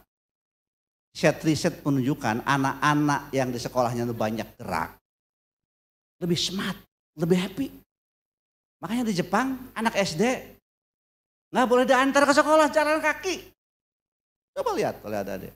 Mereka itu playful ya. Nah sekarang di Indonesia ini ya, kita mendapati di Indonesia itu anak-anak SD itu kehilangan playfulnya. Apalagi sekolah-sekolahnya yang elit jauh diantar oleh supirnya tiap hari. Pokoknya kehilangan playfulnya gitu. Padahal binatang juga yang lebih smart itu adalah binatang yang banyak gerak tuh, yang lincah gitu bangsa. Ya. Nah, oleh karena itu kalau playful itu imajinasi berkembang, akhirnya inteligensinya juga berkembang. Kalian juga sama. Kalau ke kampus itu masuk kelas, keluar, pulang, itu kurang playful. Coba ada kegiatan-kegiatan lain di luar kelas, pengembangan kecendekiawanan, ya, ada pengajian, ada olahraga, ada pokoknya ikut sport time, maraton apa gitu. Di sini bikin pasti kan ada UKM ya, kegiatan-kegiatan gitu kita diisi, playful, smart. Anda inteligensi juga terasah. Nah, engagement itu adalah memerlukan care dan liberty. Ya, care itu ya kita sesama seperti tadi ya, kita saling memperhatikan kebutuhan masing-masing ya. Dan liberty itu kan kemerdekaan. Ya, memang kemerdekaan itu ada dua, ada negative liberty, ada positive liberty. Kalau negative liberty itu gini, kemerdekaan dari misalnya kemerdekaan dari penjajahan, penindasan, intimidasi, kekerasan, macam-macam. Kalau positive liberty, kebebasan untuk mengembangkan diri, ya ikut kegiatan-kegiatan dalam rangka mengembangkan historical development kita, macam-macam. Nah, terus ketiga, perma, R yang ketiga itu ada relation, ya. Lanjut Mas. Relation. Kenapa ini penting? Karena manusia itu makhluk yang paradok. Itu tadi ya. Nih, Kenapa relation itu penting dikembangkan? Sebab manusia itu makhluk paradok. Di satu pihak kita itu sebagai makhluk sosial itu senang bergaul, senang bekerja sama, tetapi bergaulnya dengan orang-orang yang sama. Orang-orang yang satu kampung, orang-orang satu alma mater, orang-orang satu agama. Itu hakikatnya begitu. Bayangkan bagi Indonesia kalau relasinya tidak dibina lewat pendidikan karakter, bahaya kita itu. Ya. Paradok kita itu. Coba Bapak itu setiap semester 1 kalau di UPI memang profesor tuh wajib ngajar tuh mata kuliah pengantar di semester 1. Saya suka tanya. Adik-adik, Bapak ngajar pengantar sosiologi. Adik-adik, selamat pagi. Siapa namanya? Uis. Dari mana Uis? Sumedang. Oh, Sumedang ya. Siapa ini? Nani. Dari mana? Sumedang. Sumedang berjajar gitu. Di sini Tasikmalaya. Di sana ada Grobogan, terus Kebumen. Begitu tuh. Bapak suka bilang, minggu depan tolong ya. Cari 5 kawan duduk dak luar daerah. Itu relation harus dibangun gitu. Sebab tadi ya. Jadi itu sangat bahaya kalau begitu. Ya. Kenapa? Sangat paradok itu gini. Sebab kita ini biasanya kepada orang asing itu xenofobia. Ya, menganggap xenofobia. Ya. Nah, dalam kehidupan Indonesia yang menjemuk itu bahaya. Ini ada riset dari Gordon Allport ya. Teman-teman kalau yang dari psikologi udah kenal nih.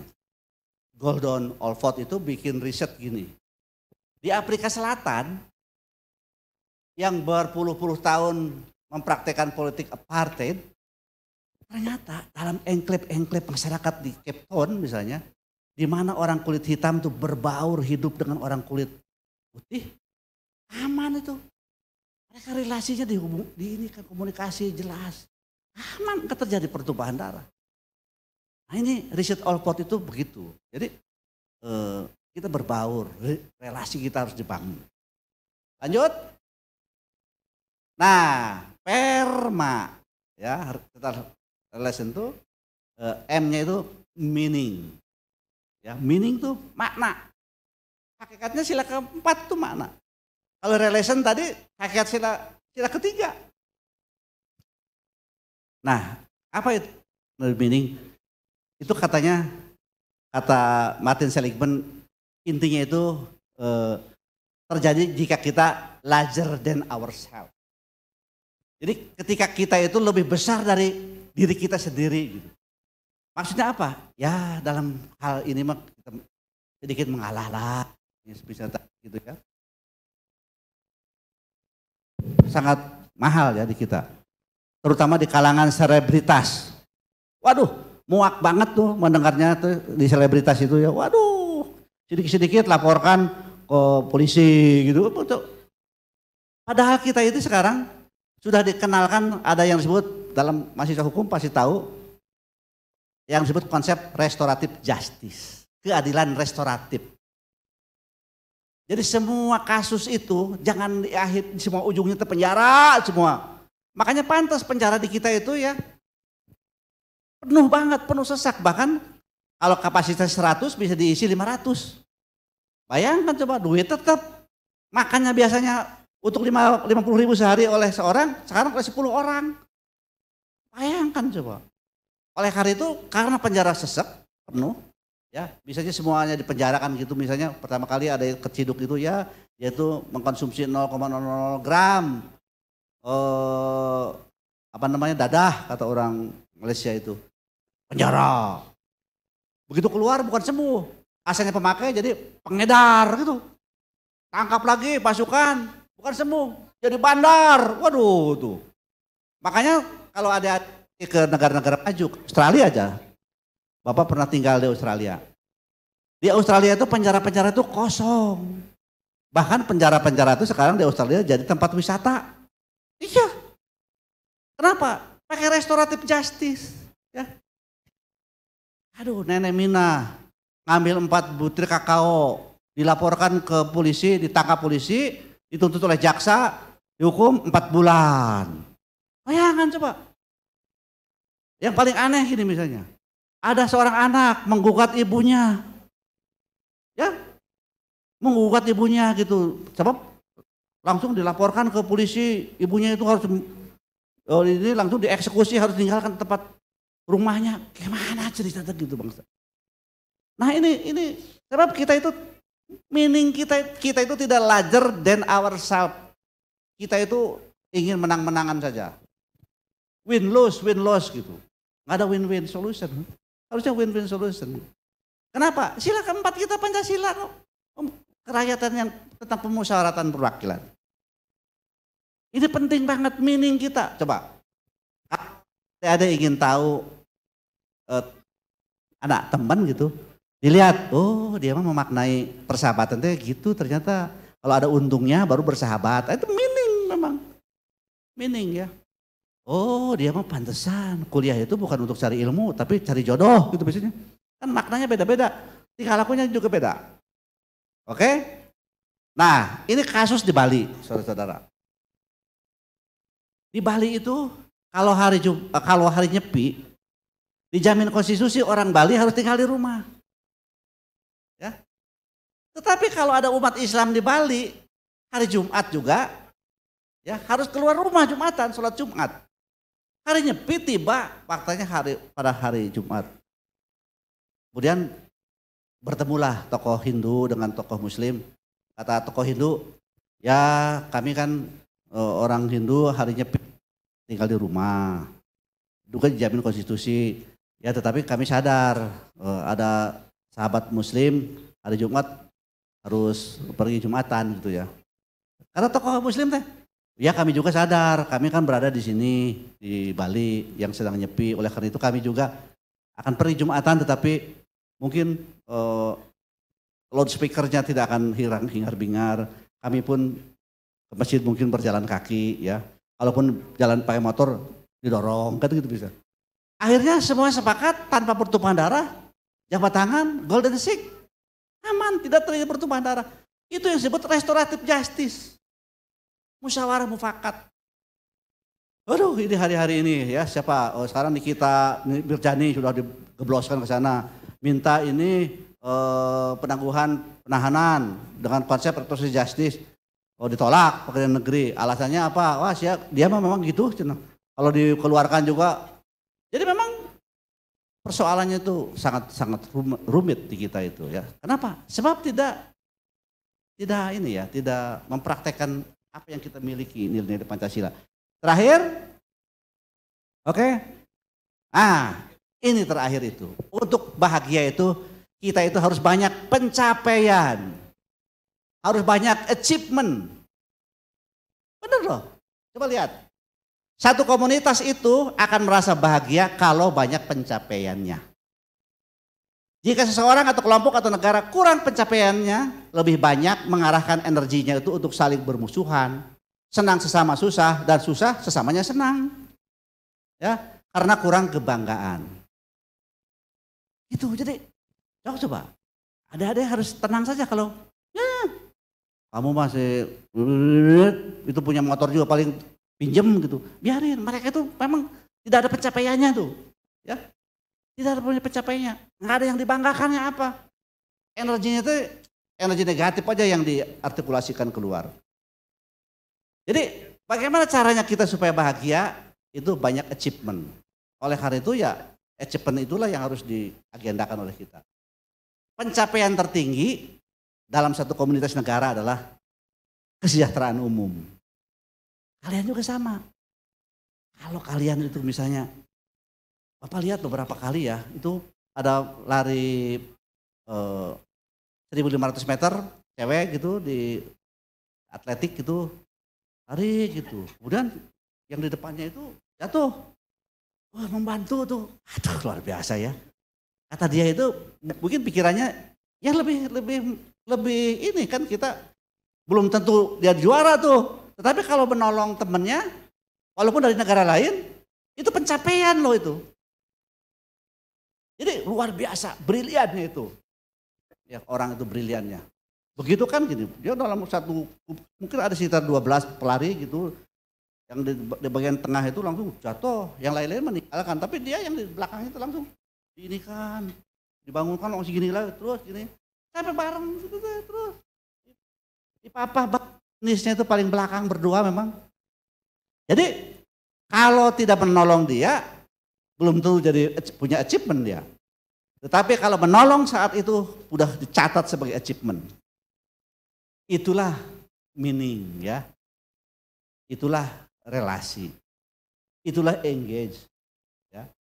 Yang kita ini kan. Oleh karena itu kesimpulannya adalah bahwa untuk mencapai kebahagiaan itu approach itu dari pelaksanaan sila-sila kitab Pancasila. Yang disimpulkan oleh Martin Seligman sebagai PERMA. Ya, positive emotion, engage, ya, relation, meaning, dan achievement. Nah, saya kira itu adalah nilai-nilai karakter Pancasila ya, yang oleh adik-adik semuanya harus dipahami, harus dicoba dihayati begitu dan dilaksanakan memang kalau ingin bahagia. Saya kira demikian, mudah-mudahan waktunya masih mencukupi, ini baru setengah 12 ya.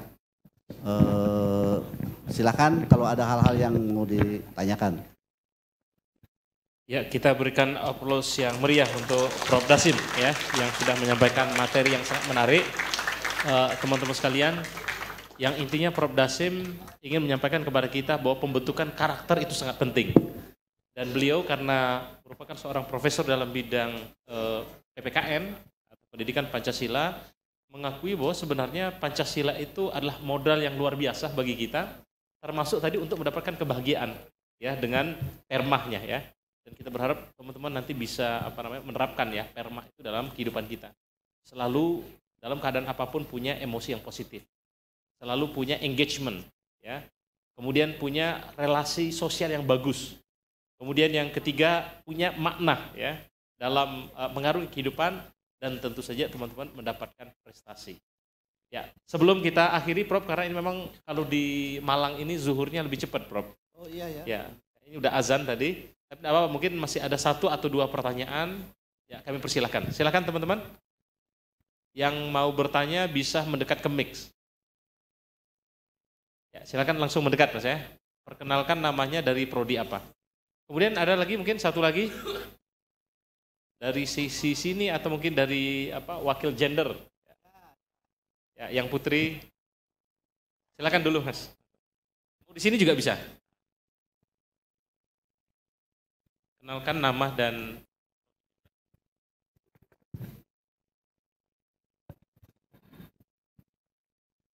Bismillahirrahmanirrahim. Assalamualaikum warahmatullahi wabarakatuh. Waalaikumsalam warahmatullahi wabarakatuh. Nama saya Arya Robi Putra dari Prodi Hukum Keluarga Islam. Prof, saya izin bertanya.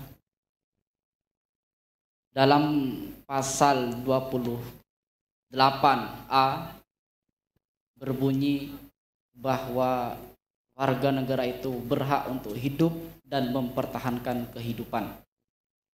Dalam pasal 28B ayat 1 juga disebutkan bahwa setiap warga negara itu berhak untuk membentuk keluarga yang sakinah melalui perkawinan yang sah. Dengan ini saya berpikir bahwa Pancasila adalah pedoman dan rumah ternyaman di negara kesatuan Republik Indonesia. Dan saya berpikir dalam filsafat juga ada yang namanya ontologi, epistemologi, dan aksiologi. Dan dalam aksiologi itu ada yang namanya logika, estetika, dan pemikiran yang jernih. Namun ketika saya kaitkan dengan Pancasila, sila kelima, keadilan sosial bagi seluruh rakyat Indonesia, saya berpikir bahwa keadilan di Indonesia ini hanya masuk logika saja. Tapi dalam etika dan estetika itu menurut saya kurang, bahkan tidak ada. Jika dalam dikaitkan dengan kasus-kasus hukum ataupun sosial kemasyarakatan, itu menurut saya kurang. Kalau memang keadilan sosial bagi seluruh rakyat Indonesia itu tidak akan ada yang namanya pergusuran tanah, pengambilan tanah secara sepihak dan sebagainya. Dan saya bertanya kepada Prof, bagaimana kita sebagai para sarjana untuk memikirkan bahwa keadilan sosial yang sebenarnya yang tidak merugikan masyarakat itu seperti apa. Terima kasih. Ya, terima kasih Mas Putra. Tepuk tangan. Luar biasa nih. Dari hukum ya. Hukum keluarga. Luar biasa. Ini pertanyaannya itu sangat susah dijawab. Ya, sangat susah dijawab nih. Nah gini, memang terutama di bidang hukum nih tadi yang diinikan oleh Putra itu ya. Keadilan lah dalam bidang keadilan. Keadilan itu kan yang paling mengemuka itu keadilan dalam memperoleh di hadapan hukum gitu ya. Di samping juga keadilan ekonomi macam-macam saya kira gitu.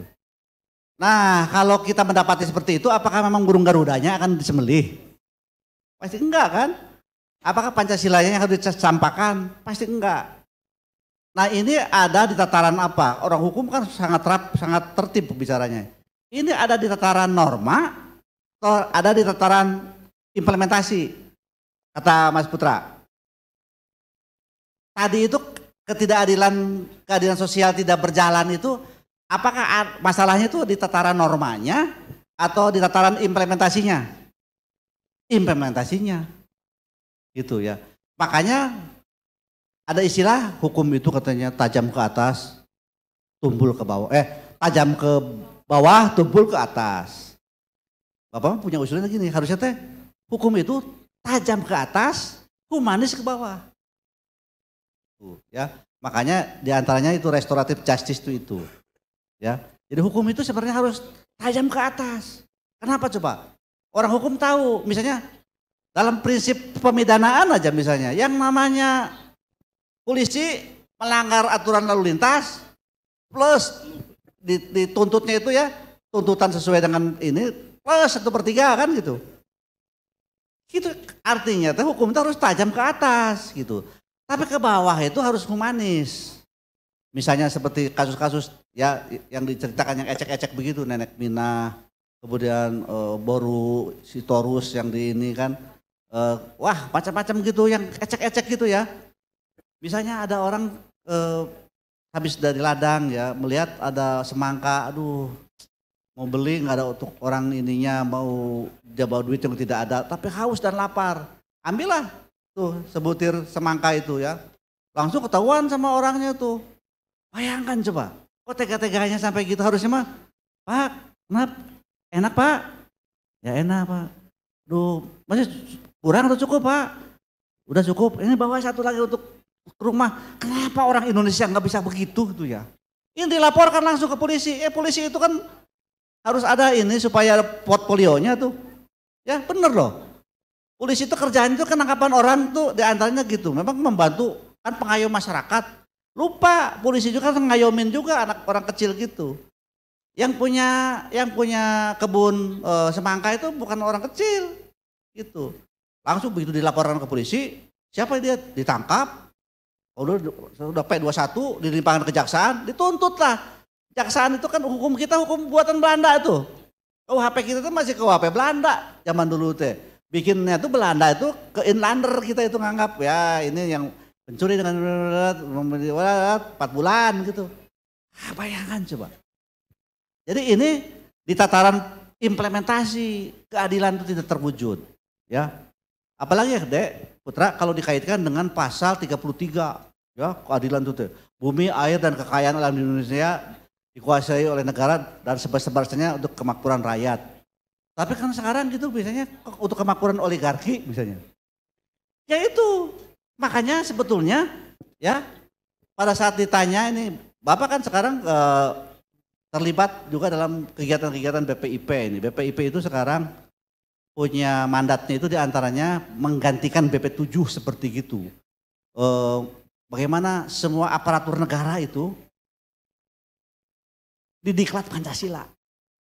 Tapi bukan hafalan, tapi diklat yang benar-benar gimana caranya misalnya sampai ke kepala desa loh. Kepala desa itu nanti juga diinikan. Sehingga mulai sekarang sudah dikembangkan pendekatannya. Ya gitu, pendekatannya. Makanya Bapak menggunakan pendekatan si perma ini. Coba pakai pelatihan itu pakai perma gitu. Ya. Pertama-tama ya semuanya itu harus punya positive emotion gitu, terus engage macam-macam sampai ke bisa achievement, sehingga itu pasti Pancasila itu diimplementasikan gitu. Nah persoalannya tuh itu Putra ya, bahwa sampai saat ini memang tadi juga kata Bapak juga, jadi bukan hanya mengembangkan self development kita negara itu, tetapi mengembangkan jaringan-jaringan kolektif juga. Jadi bisa jadi sekarang tuh misalnya di kepolisian, apalagi ada kasus Freddy Sambo begitu ya, kok kepolisian itu kayaknya itu kok gak sehat gitu ya, korup kepolisian itu. Di pengadilan kemarin kan Hakim Agung juga dapat juga tuh ya, Hakim Agung dapat juga gitu. Nah oleh karena itu sekarang makanya disinilah pentingnya pendidikan karakter sejak dini. Nih ceritanya gini deh. Bapak pertama kali ke Australia itu 2011 ya. Ambil postdoc yang kedua di Australia 2011. Pada saat ketemu sama komunitas di kota Adelaide ya. Ketemu komunitas Indonesia, Bapak di podium gitu tanya gitu. Ada yang nanya, Dr. Rini Budianti dari Jawa tuh, dari apa gitu. Pak, apa yang harus berubah dari Indonesia? Nah berhubung Bapak guru ya dibalikan lagi. Emang Ibu apa sebetulnya? Begini Pak katanya. Australia itu negara yang dibangun oleh para bajingan Eropa yang dikirim oleh Inggris. Yang di negaranya itu, di Eropanya itu buat onar. Dikirim ke Australia itu. Para pajak laut yang ketangkap, para bajingan. Wah pokoknya dikirim ke Australia. Indonesia menurut nenek moyang kita, orang kita tuh orang baik. Ya. Orang sopan santun, pandai bergotong royong, suka berbahasa basi, saling tolong menolong, musyawarah, mufakat, macam-macam gitu. Tetapi kenapa kenyataannya di Australia itu sekarang yang dulunya bajingan, kota-kota di Australia kata beliau nih, kota-kota di Australia itu adalah menjadi kota-kota yang livable cities in the world. Kota metropolitan waktu Bapak 2011 itu, kota metropolitan dunia yang livable cities in the world, Melbourne. Benar. Hasil pemilihan di dunia tahun 2011. Kota kecil yang livable cities in the world ada kota Adelaide. Tempat saya sekolah di sana di Australia Selatan. Kota kecil, terus Kanti itu dipilih juga. Ada satu kota yang namanya Fort Lincoln. Itu banyak orang Indonesia yang tinggal di sana para ini. Kenapa? 2011 di Indonesia itu Jakarta itu termasuk kota yang paling membahayakan di dunia. Coba ya waktu itu. Memang ada kasus itu. Kenapa tuh? Apa yang salah? Apa yang salah kata ke saya itu ya? Lagi-lagi Bapak berlaga pilon saja supaya menanggap Ibu Rini Budianti. Menurut Ibu apa yang salah? Praktik pendidikan di Indonesia yang salah. Bukan normanya, praktiknya. Di Australia Pak katanya, guru-guru SD itu nggak peduli anaknya belum bisa baca, belum bisa nulis, belum bisa berhitung. Tetapi guru-guru SD di Australia sangat peduli apabila anaknya itu tidak mau antri, ya, suka membuli temannya, berdusta, berbohong, masalah PR di rumah. Teman Bu Rini, orang Indonesia, anak kelas 5 SD di Australia nggak naik ke kelas 6 gara-gara membuli temannya. Ngalak gitu ya, gak naik kelas tuh, matematika segala macamnya bagus. Kenapa seperti itu? Katanya guru-guru di Australia itu semuanya sepakat untuk ngajarin karakter itu nggak bisa kapan saja, harus dimulai sejak kecil, sejak cindel abang. Kalau untuk membaca, menulis, berhitung bisa kapan saja. Bapak pikir-pikir betul, bayangan oleh adik-adik. Coba kalau adik-adik yang dari FKIP mah di sini pasti udah paham banget. Guru-guru kita di SD itu kerjaannya menjejali anak-anak dengan materi-materi yang demikian hebat-hebat supaya pinter gitu. Anak-anak tuh kehilangan playfulnya. Pendidikan karakter, pengembangan karakter, profil pelajar Pancasila juga nggak ada waktunya. Coba anak-anak kelas 3 SD saja di Tangselnya itu bukunya banyak, terus kalau jalan kaki terus gini, mendelang gitu. Yo, kalau udah SMP kepalanya besar, Ya, badannya kurus, mata besar, pakai kacamata double gitu, seperti capung gitu ya. Aduh, kenapa coba? Praktik pendidikan kita begitu. Nah, blessing in disguise, datanglah si Mas Menteri. Bukan Bapak bukan corong Mas Menterinya. Datang Mas Menteri sekarang mempraktekkan kurikulum merdeka di kampus MBKM. MBKM itu gini, prodi itu harus diisahkan 1 semester, anak-anak belajar di luar prodinya. Belajar berenang di luar kolam renang milik prodinya. 2 semester lagi di luar kampus. Mau keluar negeri, asal jangan keluar dunia gitu tuh ya. Benar kan? Aduh, banyak kampus yang belum melaksanakan itu. Belum banyak kampus yang belum melaksanakan. Ya, sebab 3 semester itu kali 20, 60 kredit memang. 60 kredit harus disiapkan itu. Di sekolah itu sekarang kurikulum merdeka nih. Kurikulum merdeka kayak gini nih ya. Nih, siapa yang mau jadi sekolah penggerak? 1/3 sekarang, baru 1/3 di Indonesia milih kurikulum merdeka. Kurikulum merdeka gini. Mata pelajarannya tetap nggak akan diubah. Kata Mas Menteri kalau diubah bisa jadi perang badar. Benar, perang ekonomi gitu, perang badar. Wah, ini mata kuliah ini, mata pelajaran ini hilang. Tetapi oleh Mas Menteri diakalinya gini. Biasanya setiap mata pelajaran setiap semester itu ada topiknya tuh, ada topiknya 7, 5. Pilih yang paling esensial 2 aja misalnya. Supaya mendalam. Anak-anak itu di samping itu anak-anak bisa rileks untuk ada kegiatan yang lain, mendalamin ini, bikin project macam-macam gitu. Bapak kemarin pulang dari STKIP Melawi, tahu Melawi? Dari Pontianak ditempuh 19 jam ke kota Nangapino namanya ibu kotanya itu. Luar biasa itu di sana. Katanya memang berapa? Jangan kan kurikulum merdeka di sini mah jangan kan ada internet, listriknya belum ada. Memang itu beberapa kecamatan itu belum masuk listrik. Kata saya, ini negara kita juga? Iya katanya ini NKRI juga di sana. Yang namanya di pedalaman tuh memang nggak ada informasi gimana yang namanya kurikulum merdeka itu ya. Infrastrukturnya seadanya, pakai kurikulum 2013 yang berat itu. Nah itulah deh, jadi kesimpulannya memang pendidikan karakter harus digarap sejak cindel abang. Sejak kecil, di keluarga, dibiasakan gitu anak-anak ya bangun sendiri gitu ya, terus ngerapihin pakaiannya, terus gak usah bangun di gopok sumur, jadi nggak akan mandiri gitu. Nah jadi itu. Nah anak kalau sudah cindel abang langsung masuk SD, SMP, nantinya jadi jaksa, jadi bagus, jadi gitu.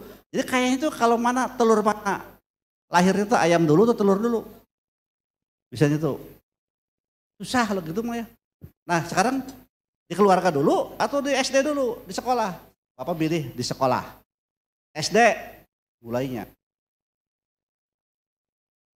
Nah, saya orang tua juga dari SD asalnya itu. Minimal orang Indonesia tuh sekolah di SD itu. Kalau di SD-nya sudah bagus begitu. Makanya kami dalam perubahan undang-undang Sisdiknas menyarankan kepada Komisi Balek, Badan Legislasi, memberi saran.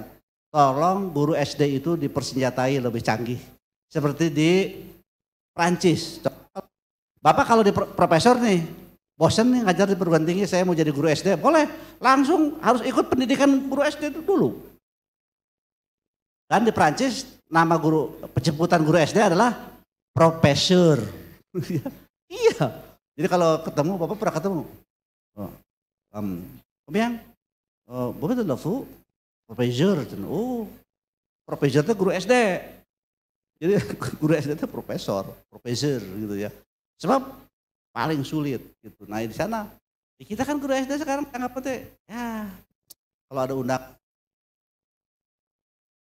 Terus guru SMP, terus guru SD mah kalau ada tempat baru di belakang. Aduh kasihan sekali itu kan dianggap pada paling susah. Nah kalau kami Mas Gonda di perguruan tinggi itu kalau di bawahnya sudah rapi, waktu paling enak itu, ya paling enak di kita itu sebetulnya anak-anak sudah dari keluarganya sudah jadi keluarga baik-baik ya, nenek moyang kita itu memang baik-baik, gitu ya. terus masuk SD, di SD-nya sangat playful, imajinasi anak-anak dikembangkan, olah rasa, olahraga, olah logika macam-macam sudah dikembangkan gitu. Masuk SMA gini, masuk ke kita itu, aduh ya, enak sekali gitu. Makanya seperti ada gini. Ada kampus yang sangat ortodok tuh di Inggris ya, Oxford sama Cambridge ya. Kan mahasiswanya pakai jas, apalagi kalau musim dingin pakai jas yang rapi gitu ya. Tapi sangat kontras kalau sedang musim panas. Semuanya pakai you can see. Gitu ya. Kuliahnya di taman. Makanya kalau di kampus-kampus luar negeri itu, di taman itu hotspot tuh sangat kencang. So, kuliah itu dosen juga pakai celana pendek juga. Pakai t-shirt, celana pendek gitu. Berdiri di taman gitu, anak-anaknya sambil berjemur, dada pangan, pokoknya gitu. Nah, jadi menurut Bapak gitu Putra, jadi dalam tataran norma insya Allah, tadi luar biasa coba kalau dijelaskan tataran norma mah. Di mana tidak benarnya Pancasila itu. Tempo-tempo di tataran implementasi, baik pemerintah maupun kita sendiri. Kita sendiri, coba kayak sekarang gini Putra, coba. Suatu ketika Putra kehilangan ballpoint, aduh ballpoint saya satu-satunya yang hilang gitu. Ternyata ada kabar, Anu tuh yang ngambilnya waktu itu. Waktu ditanya, benar kamu ngambil pulpen saya? Oh iya waktu itu memang kebawa oleh saya. Tapi ini ada yang kebalikan, udah habis tintanya. Ah sekarang ridho enggak Putra memaafkan dia? Itu kalau restoratif justice ridho. Enggak, saya akan laporkan ke polisi. Oh gitu ya. Saya kan definisi mencuri kan gitu. Mencuri adalah memiliki barang ya tidak seizin yang mempunyainya untuk dimiliki. Dia memilikinya menggunakan sampai habis tintanya. Itu tuh delik formil, delik material itu udah terpenuhi itu. Unsur material itu udah terpenuhi itu. Ya, tinggal nanti unsur-unsur formilnya. Tetapi kan urusannya kecil-kecil gitu ya. Namanya itu tip piring ya. Putra namanya itu tip piring, tindak pidana ringan. Gitu ada. Untuk restoratif justice memang ada ininya, syarat-syaratnya. Tip piring, tindak pidana ringan. Jadi, oh ya saya maafkan saja lah. Saya maafkan. Tapi minta ganti dong. Gitu. Nggak apa-apa kalau musyawarah begitu. Oke lah, Putra ganti nih. Berapa sih harga tinta? 400.000 aja. Kok mahal amat? Ya belinya 1 losin gitu misalnya. Nah saya kira itu teman-teman masih ada. Kalau masih ada silakan.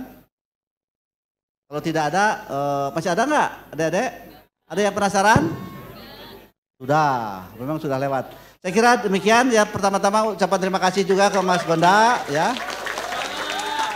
Dan Bapak yakin adik-adik di UMM ini, Bapak dulu 11 tahun yang lalu ke sini. Ya, 11 tahun yang lalu ternyata. Belum lahir mereka, Pak. Belum lahir ya. Bapak ngasih kuliah di gedung kuliah bersama. Dulu yang ngundang tuh Dr. Nurul Juriah sama Dr. M. Sahri. Ada mahasiswanya nggak di sini? Pak Sahri sama Ibu Nurul tuh ya. Dan beliau kan dokter dari kampus saya di sana. Dan alhamdulillah hari ini bisa silaturahim lagi dengan teman-teman mahasiswa yang lebih energik, lebih colorful begitu. Insya Allah kalian sukses ya. Sukses, siap. Terima kasih. Assalamualaikum warahmatullahi wabarakatuh. Ya, sekali lagi kita berikan